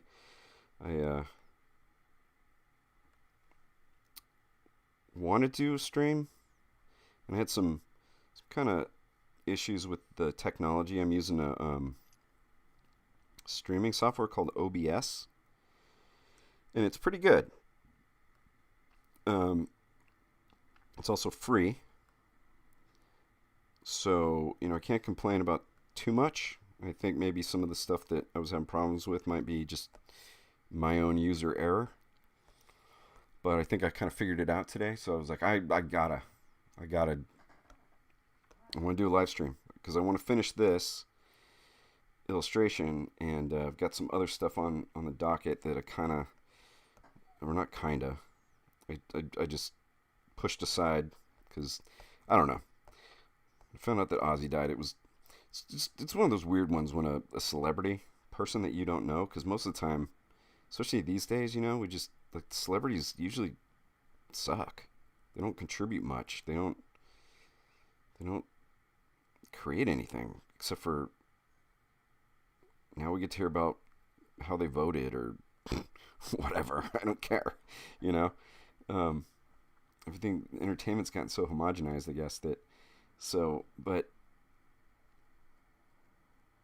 musicians and artists from an era when things were actually being created, and you're watching it being created new, like new genres, new styles. It's just amazing, and to have somebody like Ozzy, his contribution is massive. And I don't know, anybody in the chat, did you watch any of the funeral live stream? I'll tell you, I watched 10 seconds while it was happening, and I couldn't. I thought I was gonna. I just got too sad. The guy's impact was. He doesn't know me or didn't know me from Adam, but man, what a force, So, I'll turn this back to black, and then we'll see how that looks. See if I need to do anything else or fix anything. Let's see. Sucks seeing some of the legends go, Josh says. I guess this is how our parents felt. Maybe. I don't know. Like when some of the musicians and stuff, I remember being little, and John Lennon got killed, and that's what's coming to mind. I know there's others. There's got to be, right? But some of the like more iconic people. Well, Elvis, that was a big one, because I remember I was a huge Elvis fan. I think I kind of mentioned that. My intro to rock and roll was all the oldies when I was real young, and my mom always said I took to music like real fast, to the point I don't even remember. It was too little. But Elvis was big, and I have a snapshot of a memory where they told me when he, they kind of sat me down when he died. I must have been 6, 5. I was young, and maybe they were when he went. I don't know.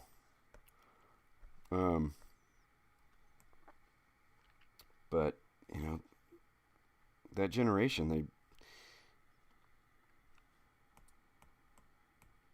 I don't want to say a generation is a monolith. I just think they were a little different than us, I guess. I don't know.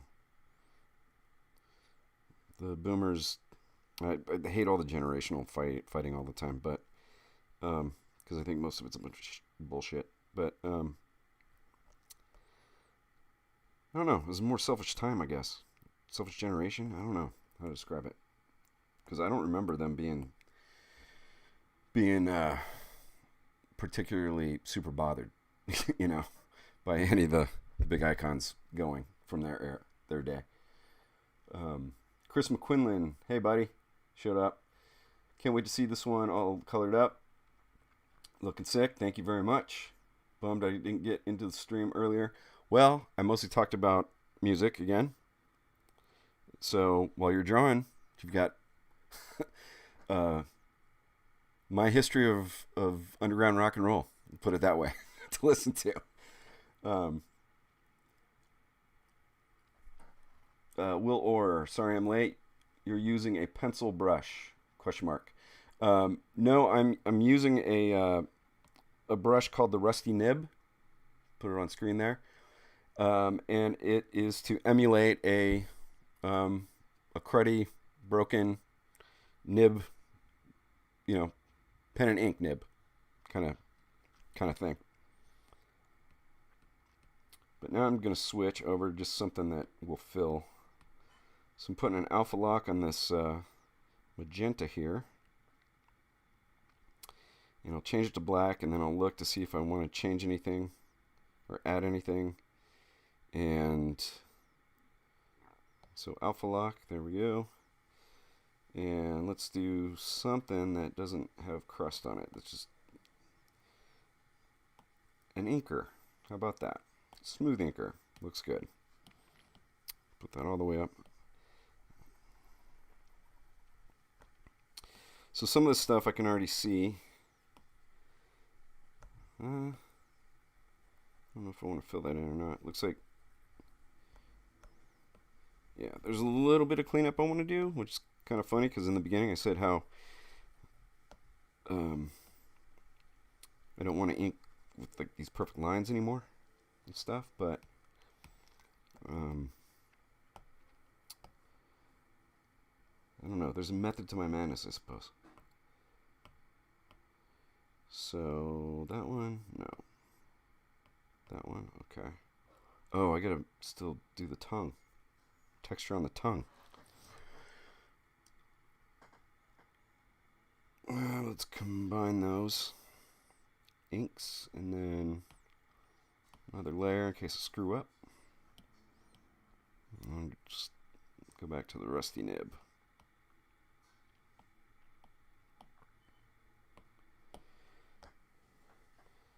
And I'm just gonna, looks like there's some magenta on the other layer, so it looks like I must have like as much as I like the convenience of, because I have no room for studio space anymore. My old draft table is in the attic. I like being able to do the stuff on a iPad, take it with me. You'll see in a video that I'm working on right now when that comes out. I'm in the park, doing some illustration in the park. But you know, sometimes it's a pain in the butt. I guess you could say that it's kind of like if I got ink on my pinky or something like that when I was working on paper and accidentally spread it. But yeah, sometimes I'll get like these little artifacts I want to clean up. And this is the bad thing I think about, for me, about digital art, is some of the stuff is like, it's a pixel that even if I don't clean it, no one's going to see it, and I won't see it when it's finished. But because you can infinitely zoom, sort of, you know, it bothers me. So, let's see. Don't want to lock that. All right. Let's see. Are you using a Cintiq? No, I'm not. I'm using an iPad with Procreate. That was Will Orr asking that. Trying to give. Last time I wasn't.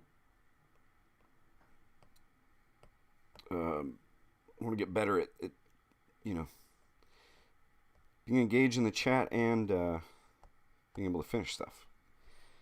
All right, so let's do some. What does that look like? Oh man. See right here, this line. That's not supposed to be there. That's probably just my pinky dragging or something. It sucks. Sometimes I've gotten into almost finish an illustration and then for some reason I don't see a line that's like that. God damn it. So, I don't know. Everything comes with a benefit and a not benefit. All right. Let's see. Is anybody in the chat there? Have you guys seen OZZY before? You guys have any music memories you want to bring up, or any questions? Something kind of neat happened today or yesterday. I can't remember now. I was watching, you know, like I was saying, I was watching one of my my old rock and roll concert videos on YouTube, Black Sabbath, and it suggested at the end, it suggested one of my bands that I should listen to next. I felt like, oh my god, it was a band I was in called Pitch Black, so it might have just been that it was black in the title, but you know, we were a punk band, and I think last time I did mention that in the last live stream that was one of the things when we were forming that band, that we wanted to be, you know, a little more on the dark side, heavy and dark, and I used to always use as my example, yeah, like Black Sabbath, to the point where it was kind of a joke with some friends of mine back in the old days. We know what you want. You want this to sound like Black Sabbath, yeah, you know. So, but so I don't know, you know, the algorithm and AI or whatever. They're like, oh, he was in Pitch Black, but I don't go look for my old stuff on, you know, the people have posted on YouTube. Maybe I watched it once when somebody brought it up to me or something. I don't know, but I was just, in any case, I was pretty stoked that that something I made got mentioned after Black Sabbath. I'm such a stupid fanboy. Josh Kimball says Pitch Black was epic. Thank you very much. Something I've been thinking about doing is Pitch Black. When we first started, we were on. We had a 7-inch on one punk label. And I'm friendly with all these people because punk rock's generally super duper friendly people.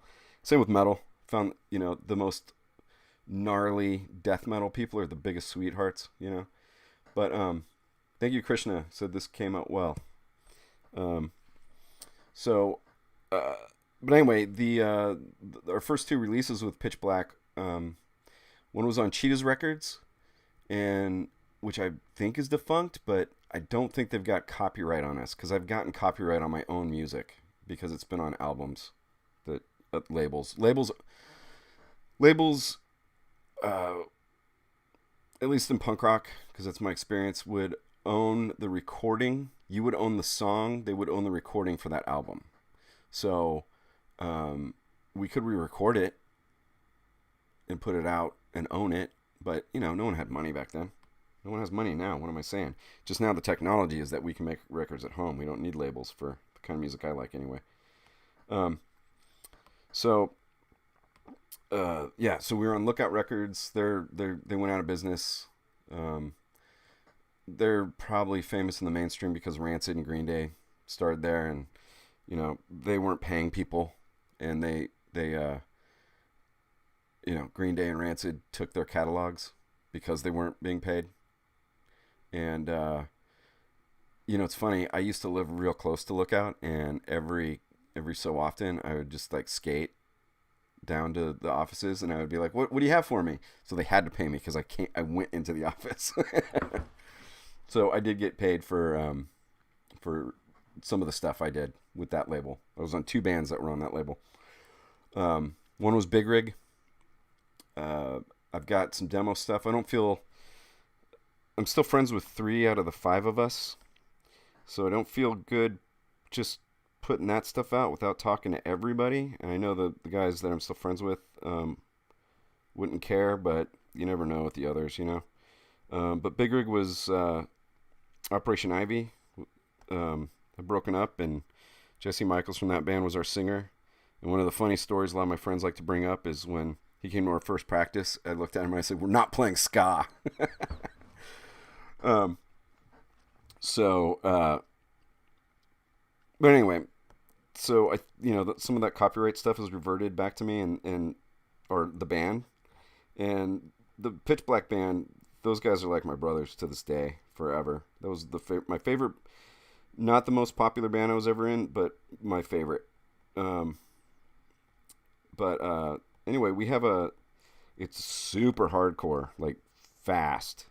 I used to love. We used to get like reviews, like the fastest band in Oakland and all this kind of stuff like that at the time. Or in reviews, it was awesome. Felt good to hear that. But so I think I can put that on my YouTube channel and start using that music. And I know, since I'm friends with all the guys still in that band, they're not gonna care, because that band, we did a lot in that band, but it's mostly forgotten at this point, I think. And then I've got like demos of Big Rig stuff. We ended up putting out one 7-inch. There's a long story behind that, but makes me kind of talk some smack a little bit, so I'm not going to bring that up. But it was more hardcore. If anybody is aware of that band by chance, it has the 7-inch or the EP CD that came out. Whoa, what just happened there? I've never seen that before. Oh, I don't want Siri to be on. I think that was Siri. Where was I going with all that? Anyway, so we put out an EP, but there's a demo that's got some songs that didn't make it, so there's actually a lot more music that we recorded, and it's got stuff that's way more hardcore than what would get released publicly.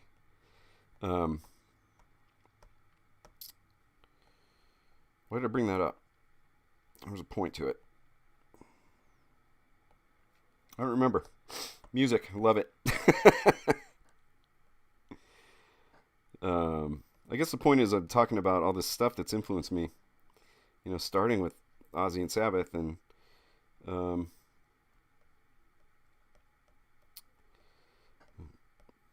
did that stuff because I heard Never Say Die at an arcade when I was 8 or 9 or something. maybe 10. I don't know. Chad Lisenby, hey buddy. Chad's here.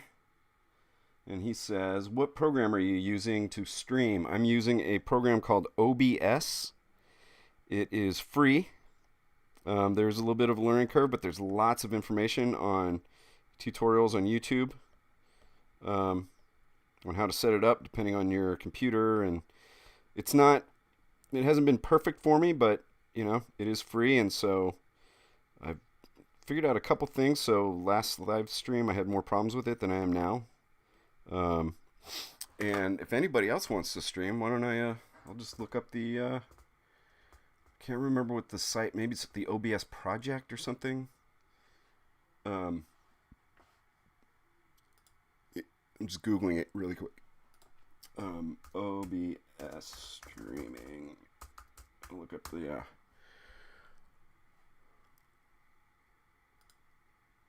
okay, so if you go to obsproject.com, that should set you up if you, so I know you've done some live streams, so if you're looking for something and, you've got my number if you need any help, if you want to do overlays, yes, the price is right. If you want to do overlays like I've got here, like these old TVs, if you want to do it more for your stuff, I can give you some what am I saying? I'm trying to draw and talk at the same time. I'll give you some help on doing that stuff. So right now what I'm doing is kind of doing like Jack Kirby dots for Monster Ozzy's tongue hair, because I'm like 90% what I want it to look like, but I'm not 100. Did I miss anybody?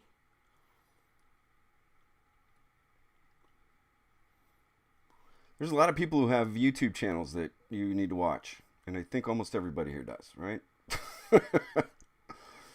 Look in the chat and follow everybody. A lot of good people in the chat. And makes me feel good that you're here. I really appreciate it.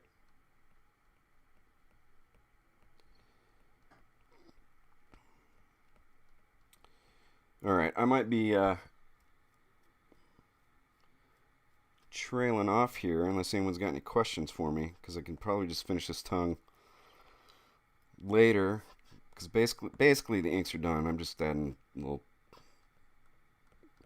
bits of texture to the tongue here. Josh Kimball, I'm inspired by your stream. I saw that you added overlays. I haven't gotten to watch your latest one, but I saw your newest version of overlays. It looks really sharp, man. Yeah, to be honest, the reason why I I did overlays was because I mentioned last time it takes me so long to produce a video the way I like to. And when I've tried to just do kind of like real off the cuff ones, I don't like them. When other people do them, I think it's great. I think a lot of people that I follow nowadays, I think that's predominantly a lot of I guess talking head videos. But I don't know. I just kind of suck at it, I think. And, especially just drawing and talking, I do have a little trouble with that, which probably witnessed a bit. So, I thought I'd put a little polish on this turd. And I like retro stuff. So, like I was saying before, it's like it's a different world. I'm not really trying to cater to these, a client base that maybe I used to have, because that it doesn't exist anymore for one, mostly, and just kind of trying to make myself happy, which maybe means that's how I beat AI, right? But do I like what I'm doing there? No, I don't. I might do that with color. In the back of the tongue there. Yeah, so I did the overlay to try to, I don't know, look like something retro that you might see in a Sears catalog in 1965 or something like that. Let's see here.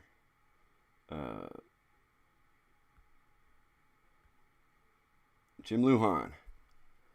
I can't wait till you do your Nickelback episode. Just saying. Yeah, that's gonna be. It's gonna be in a while. Long time. I don't know if you remember when I said I don't want to talk smack about people if I don't have to, and I kind of did. Okay, let's just do the Nickelback episode right now. Episode in an episode. I don't like them. Done. I'm sure they're nice guys, and more power to them for their success. Josh Kimball. I have a soft spot for Ozzy. Probably my first exposure was during the Satanic Panic. As a kid, I went over to a buddy's house and listened to Paranoid on LP. Good gateway. Thought it was going to open up a gateway to hell, and instead you just got morality tales and positivity and songs about feelings. Hearing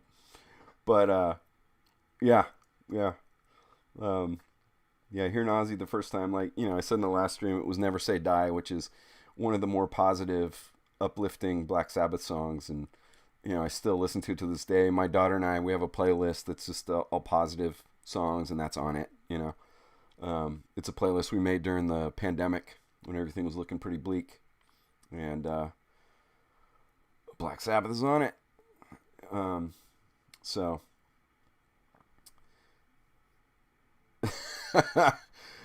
Scott Circlin says, I don't know, I'd be willing to bet you have a Nickelback trading card in your collection. God, I wish I had those trading cards handy right now, or do I?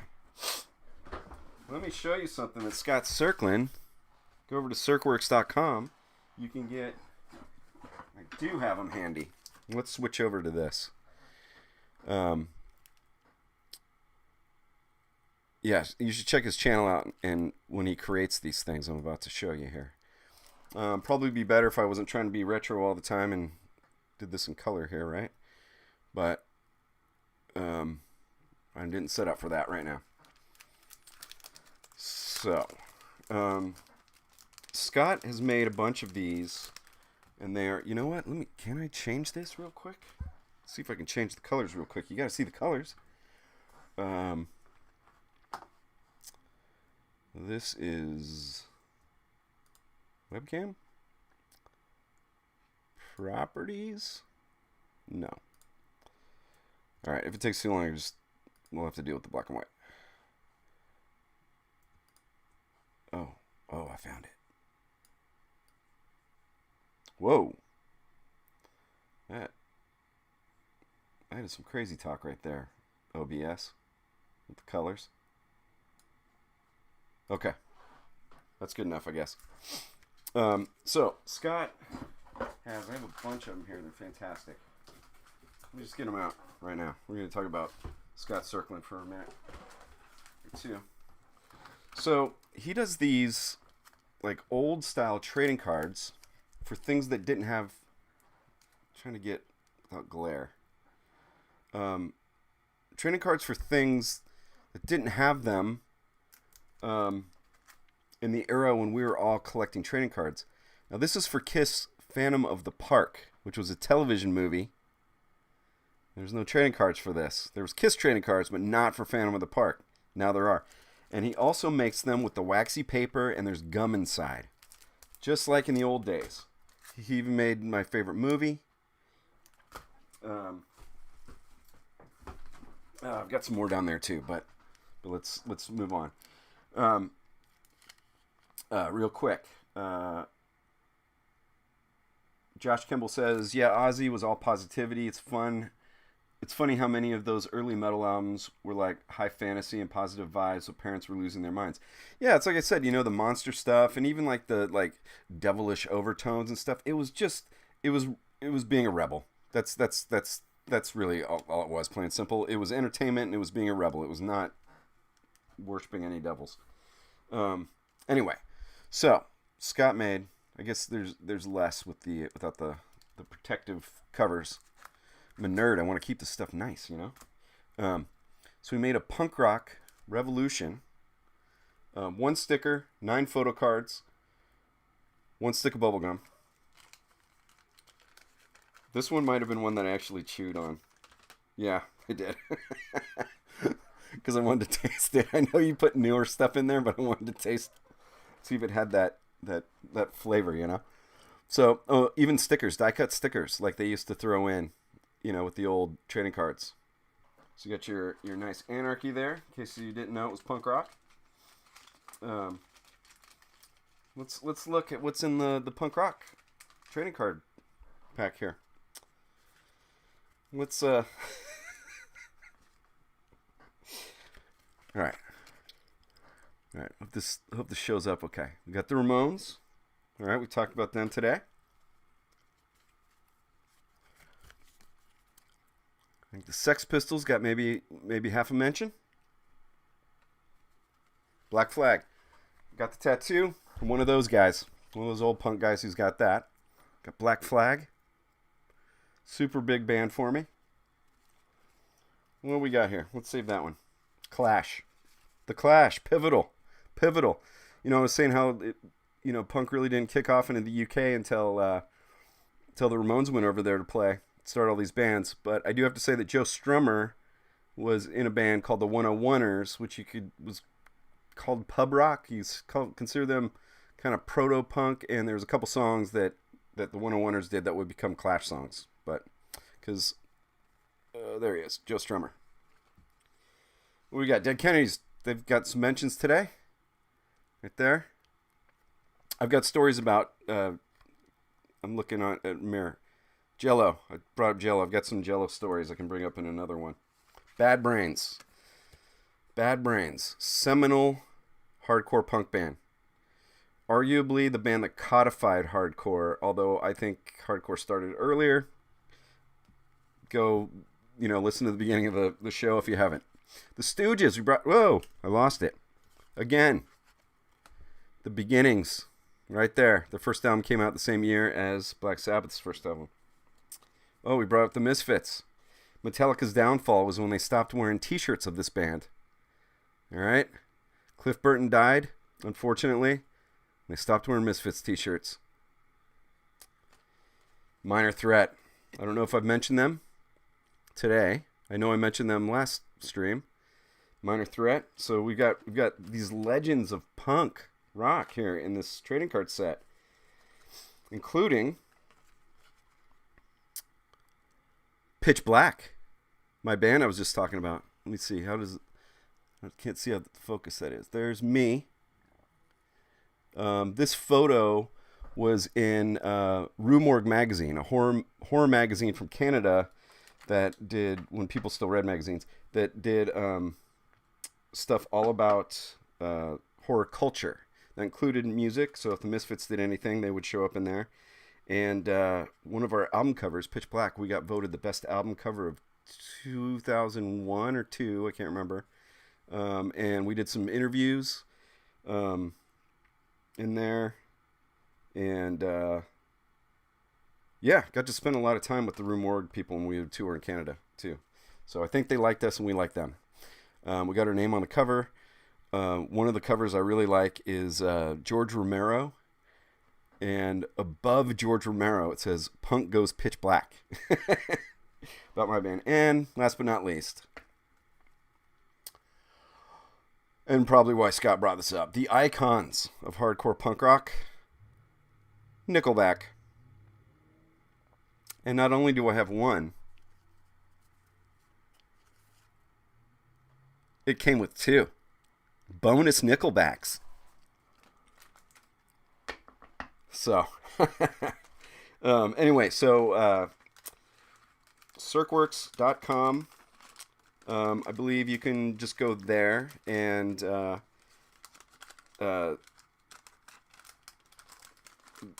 there should be a link to his store where you can get these. There's super rad stuff somewhere. Like I have the Star Wars Christmas special. I mean, God, and they're done so well. I mean, this is like, let's look at his graphic design here real quick, because he does all the design on this, and it's meant to look like back in the day. Scott, I'm really waxing your car here, talking about wax packs. So this is, it's like the waxy paper. He's got videos. He tells you how he does it too, and it even, looks like it's coming out blurry. I don't know how clear it's coming out on stream, but he even does it like where there's, like a premium thing you can send away for, and this isn't real, but these were on those packs back in the 70s and 80s, like when we were kids. It's just it looks and feels and smells, because of the gum, authentic to the time. And knowing Scott, he puts a lot of love into these, and they're just great. So so go buy some wax packs from Scott. There's got to be like 5 or 10 things that you love that that he's got up there as far as these go. So let's see. Oh, only I got the Pitch Black and Nickelback. Sorry everybody. I got 2 Nickelbacks. Maybe we'll put one on eBay, and we can put my kid and Scott's kids through college. Although his kids are older, we'll get them houses that nobody can buy anymore. Just kidding. I'm keeping my Nickelbacks. Yeah. So once again, circworks.com. He's here in the chat, so you know how to spell Circwork. Scott Circlin. Trying to put this back so everything's nice. Okay, so laughing out while working, Josh says. LA Masker's here. Hey. LA Masker. Old skate punk thrasher. Jim Lujan asks, this is earlier I missed. I hope we get to see some tiny sneak peeks from the animation project as you build it on your live streams. So yes, you will. That's going to be one thing. That was one of the impetuses of for me creating or deciding to do this live stream, was I was spending so much time doing videos and writing these scripts and trying to make them more like short films. And I thought, like, well, just throw up content, just throw up bullshit.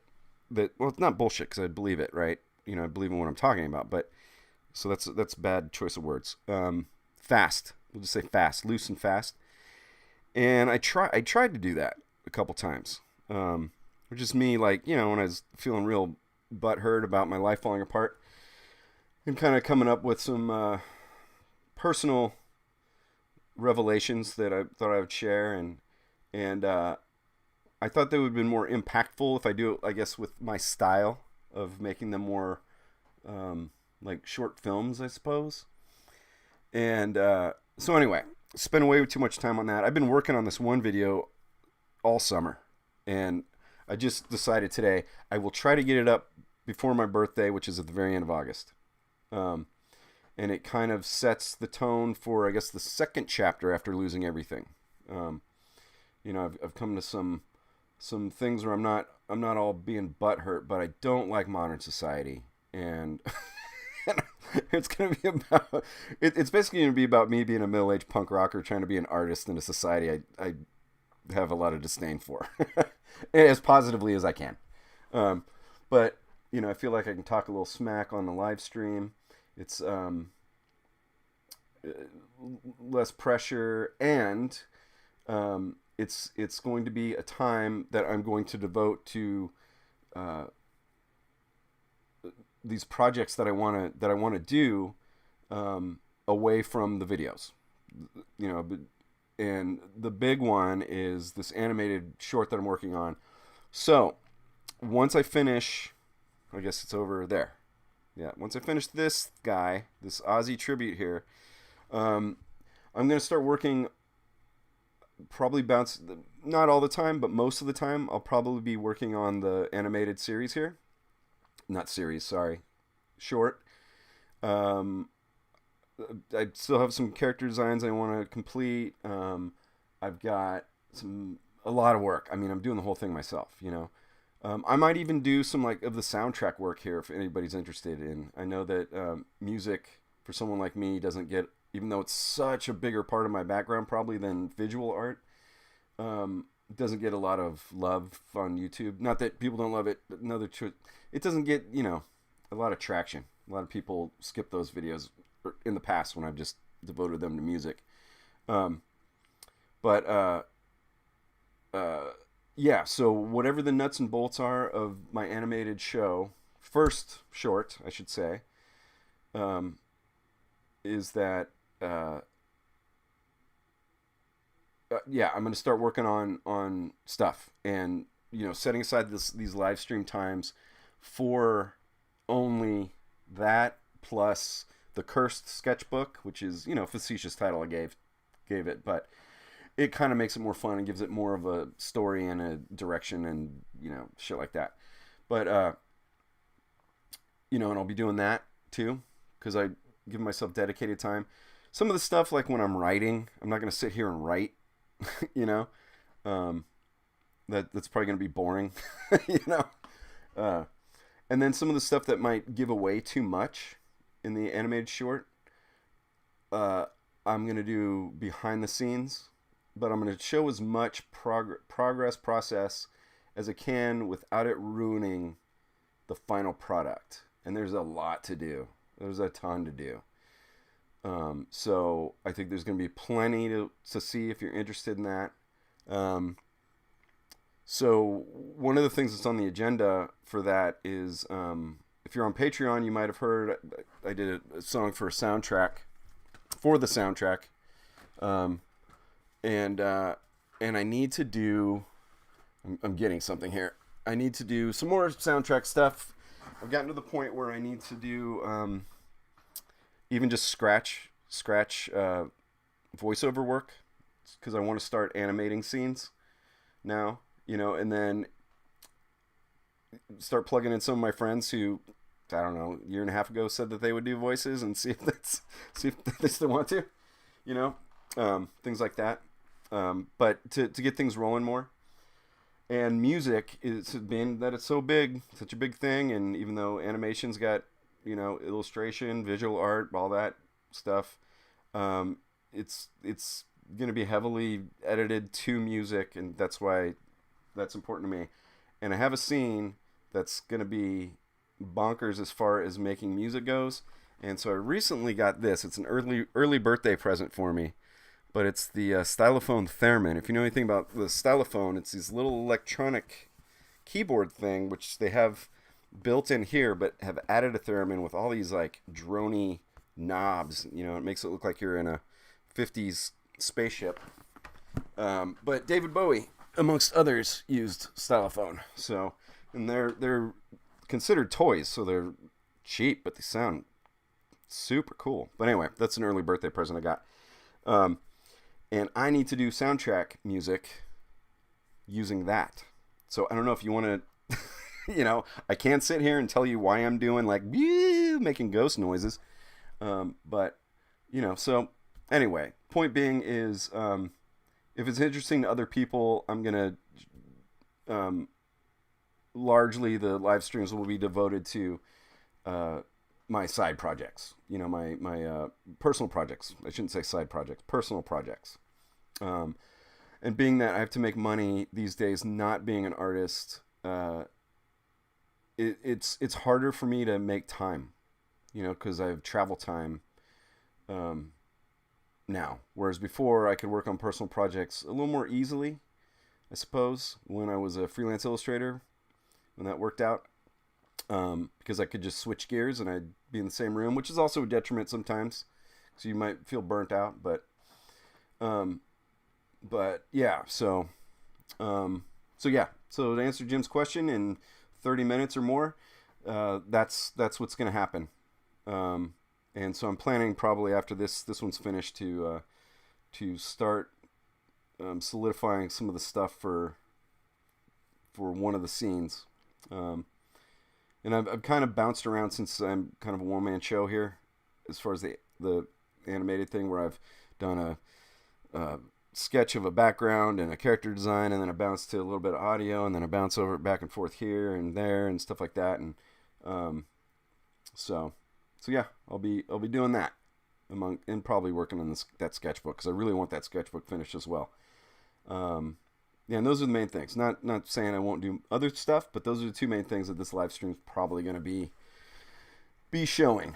And I'll talk about what I'm doing. I think I mentioned last week that on my main videos, I'm not interested in making art tutorials, but I'm happy to do them here if people are interested.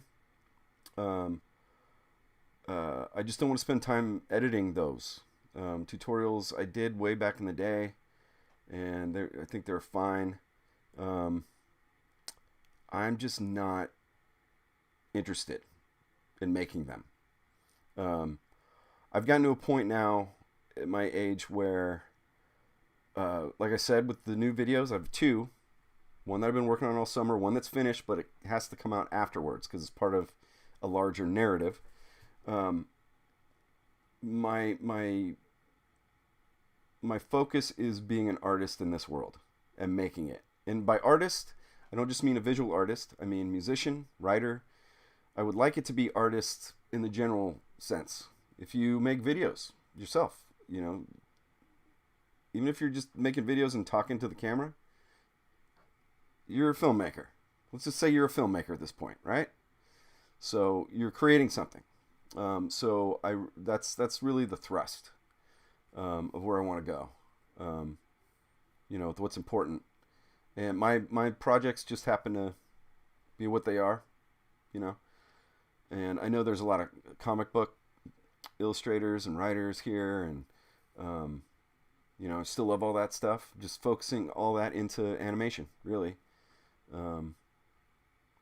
Yeah, I don't know. Maybe I'll even live stream when I go surf sometimes. Does anybody want to watch me surf? I don't know how I'm going to do it because I usually have to go by myself. And none of my friends here surf. And I guess I could have my daughter.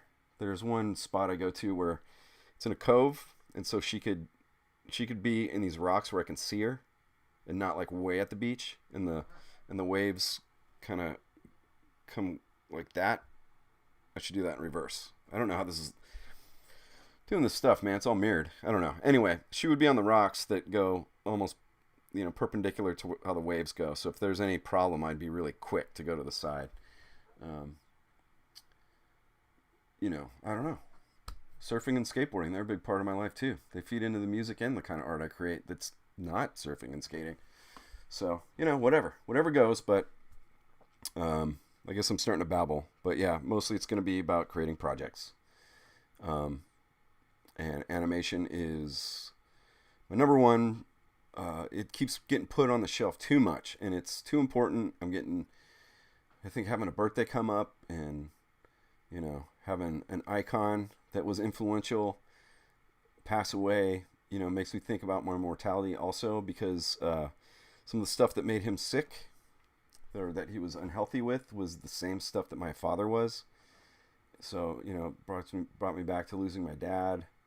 And I'm less than 10 years away from when my dad passed away. Animation takes a long time. I got to finish something. I'm not going to die. I'm going to live to be 900 years old. The Bible, you can live to 900 years old in the Bible, right? So I better start becoming a believer, I guess. I don't know. All right, making a joke, not like anyway, I want to live forever. But yeah. So I think Noah Willor says that's right, Noah. So let me do one more chat check. Hey, Dylan's here. Hey, bud. Um, let's see. So there's some talk about Creed and Nickelback. Eh. Corey Kerr says he can relate. Modern society seems to be going swimmingly. Oligarchs, monopolies. I'm making it short here, but oligarchs, monopolies. Um, you know, this long video I've been working on it's not overall political, but those oligarchs and monopolies they get a shout out. Um, uh, what's the difference really? Scott says after the yes, Creed and Nickelback. Um, let's see. Yeah, there's a bunch here. Josh Kimball want to mess with theremin. Dude, I know you like your music gear, and Josh makes tons of music. Um, on his own too. Stylophone. These things they're cheap. I was lucky enough to get a gift card and be able to buy this thing. They're cheap because they're considered toys. But like I said, David Bowie used one in oh god, Spiders from Mars era. Anyway, I hope I'm not missing anybody. Luhan, I'm pumped for your new project, Kevin. Thank you. Um, I there's a voice for you. I still would like you to do. Chad Lisenby, if I can help at all, let me know. Thank you very much. Same goes to you, buddy. Will or Kevin, what program are you animating your project with? Okay, so right now, I'm animating in ToonSquid. I don't know why I couldn't remember that. Yeah, I'm animating in ToonSquid. I think it was $20. It might be more. It was $20 about a year and a half ago, or yeah, year and a half ago when I got it. Procreate, the drawing program I've been using on the iPad today, and also has an animation program called Procreate Dreams, and I hear very good things about that. And I think it's around $25 as well. So, at some point right now, I don't know, most of my life since it all fell apart a while ago is pretty good, except for money. So, I might get Procreate Dreams. I might not. ToonSquid is pretty good. From what I understand, ToonSquid is animators made it. I'm sure Dreams too, but I know more about ToonSquid. Let's see. Dylan, multidisciplinary artist. That's an idea that I have for a video, is to celebrate the jack of all trades. That was prompted about 6 months ago, I think. Not too long ago anyway. It was this year, but I think I was excited. I was talking to somebody in person about doing illustration and music and doing all this stuff, and I would say who it was or anything, but I was trying to be like, you don't have to stick to one thing. It's like old internet, not even up to not very long ago actually, was saying you got to pick a niche. You got to niche down, or niche whatever, tomato, to make it on YouTube. And that's why my niche is artists making it in dystopia. Maybe is another way to put where I'm going from here on. But some of the stuff I'm doing and getting into filmmaking is because I liked animation. I went to art school to be an animator. I didn't. I became a comic book artist and an illustrator, and I did graphics for skateboards and surfboards and snowboard stuff, album covers, things I like were my first clients actually. But I was just an illustrator. They wouldn't let me put fonts on my work at the time. Oh, I gotta hand that off to the designer. And I'll tell you something, 99% of the time I was like, what is this? Wasn't designed into the illustration, anyway, that's another topic for another time. YouTube, social media at one point were positive for my former career. Um, and comic books is how I started on YouTube long 10 or so years ago before I just erased all those videos.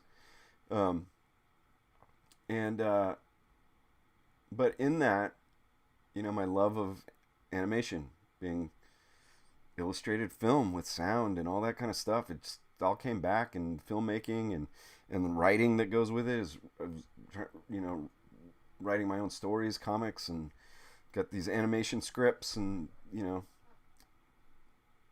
things like that now, and to the point where now I feel confident as a writer, which is kind of relatively new within the last just year or so. Like, I feel confident as a writer. It took a long time to get there.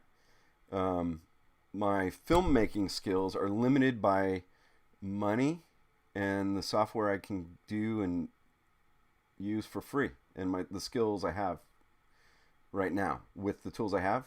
And like I said earlier, I think a lot of those music genres, came from people not knowing all the rules or not having access to all the rules and creating something new.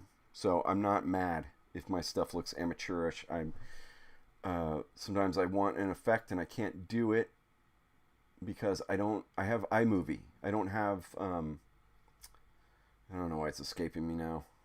With the Adobe thing and all the other stuff. So I find workarounds, and in a way, being janky sometimes lends itself to that kind of punk rockness that I love so much. Almost like back in the day when we used to cut and paste out of magazines to make flyers for our shows. And then go down to the copy shop. It's almost like that in a way. I have to cut and paste stuff. I make PNGs myself. And stuff like that. So anyway, I've had to learn all these skills, whether they're great or not. Different levels probably. But anyway, I was trying to tell this person. I'm going way off track with this.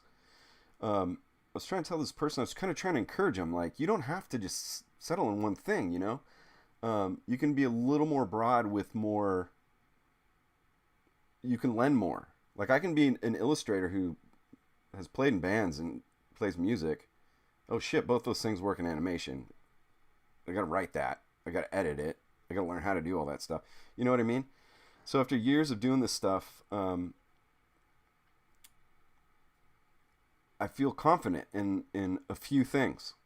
I feel confident saying I'm confident. I used to feel like it was too egotistical of me to say I was confident in anything. But no, now I feel confident in a few things. So, anyway, I was trying to tell this person, like, you learn stuff as you go. Don't just, like, you don't have to just pick one. You can make things work together. And you're the niche, your thing, whatever you're giving people, whatever you're talking about, if they're interested or not, or whatever. And the response I got was like, okay, whatever, jack of all trades. And then there was a pause, and then master of none. It's like, okay, first of all, that's such a stupid cliche. It's a stupid cliche, all right? Especially in 2025. To say something like that, with the way I did the tongue out, like an obstinate teen. Yes, the person was my age, and did that, and it felt unironic. But yeah. So anyway, God, I can talk for a long time off one little sentence, can't I? But anyway, one of the ideas I had to do for one of the main channel videos was celebrating being a jack of all trades, and kind of recounting what I just said, but probably in a better way that puts the story together, a little more engaging. Things like that. That's another thing you'll probably get here. You might get me kind of demoing or workshopping stuff that I have ideas for, whether they come out or not. This might be one of those times. So, but yeah, I have this idea to do jack of all trades, and I'm not saying at all that I'm a Leonardo da Vinci. But come on, dude was a jack of all trades. So, you know, I guess that's my piece on that. So I'm thinking about doing a video. CB Smallwood, good to see you. Good to see you here. Making sure I didn't miss anybody. Dylan, whenever I get back, I want to rebrand. I have a channel about whatever I want. I support you. Let me know when you do. And like I said, the niche could be that, like, I want my niche to be I'm a creator. I'm an artist trying to make it in a kind of broken society. Willor brought South Park guys just got paid $1.5 billion. Well, I mean, they've been doing it for a couple decades, plus at this point. And see, those were guys that weren't afraid to take a camera and cutouts and stop motion, Let's see. Jack of all trades. All right, we got Will or Josh Kimball. Looks like they're agreeing with the Jack of all trades thing. Will says, we're all conductors in our own symphony. That's right. We're all Ozzies in our Black Sabbaths. R.I.P. Jack of all trades is better than a master of none. Or master of one. That's true. Chad says, we all have a story and the world wants to hear it. That's true. That is absolutely 100% true. More than half of the people I subscribe to on YouTube, because if you want to say that's social media, that's the only social media thing I'm really engaged in anymore, are not people who do what I do. They are creators of other things. Some people work on cars. They like rat rod old cars. I don't know how to do that. My dad used to do it, so I have like a little bit. I can work on old cars. My dad taught me that stuff, but modern cars, I have no idea. I need like a car from the 70s and a Chilton manual. When you open up the hood and the engines are only this big. And I watch people restore furniture and stuff, and but everyone's telling their stories. Everyone's telling stories, and that is, I saw someone, it'll take me a while to find it, but someone said story is king. I believe it was Will who said that. It's absolutely true, and Chad is kind of seconding that. It's their stories that I do care about what they create. I find it interesting, especially when it's stuff that I don't have as much knowledge over or about. But it's their stories. It's just all the stories, man. So, yeah, Josh says he watches somebody who's one of his favorites who forges swords. I need to know about that one probably. So anyway, I'm gonna switch back here real quick. I have to go find dinner or make some. More like. Thank goodness it's summertime. I don't have to start hurrying my daughter off to bed or anything.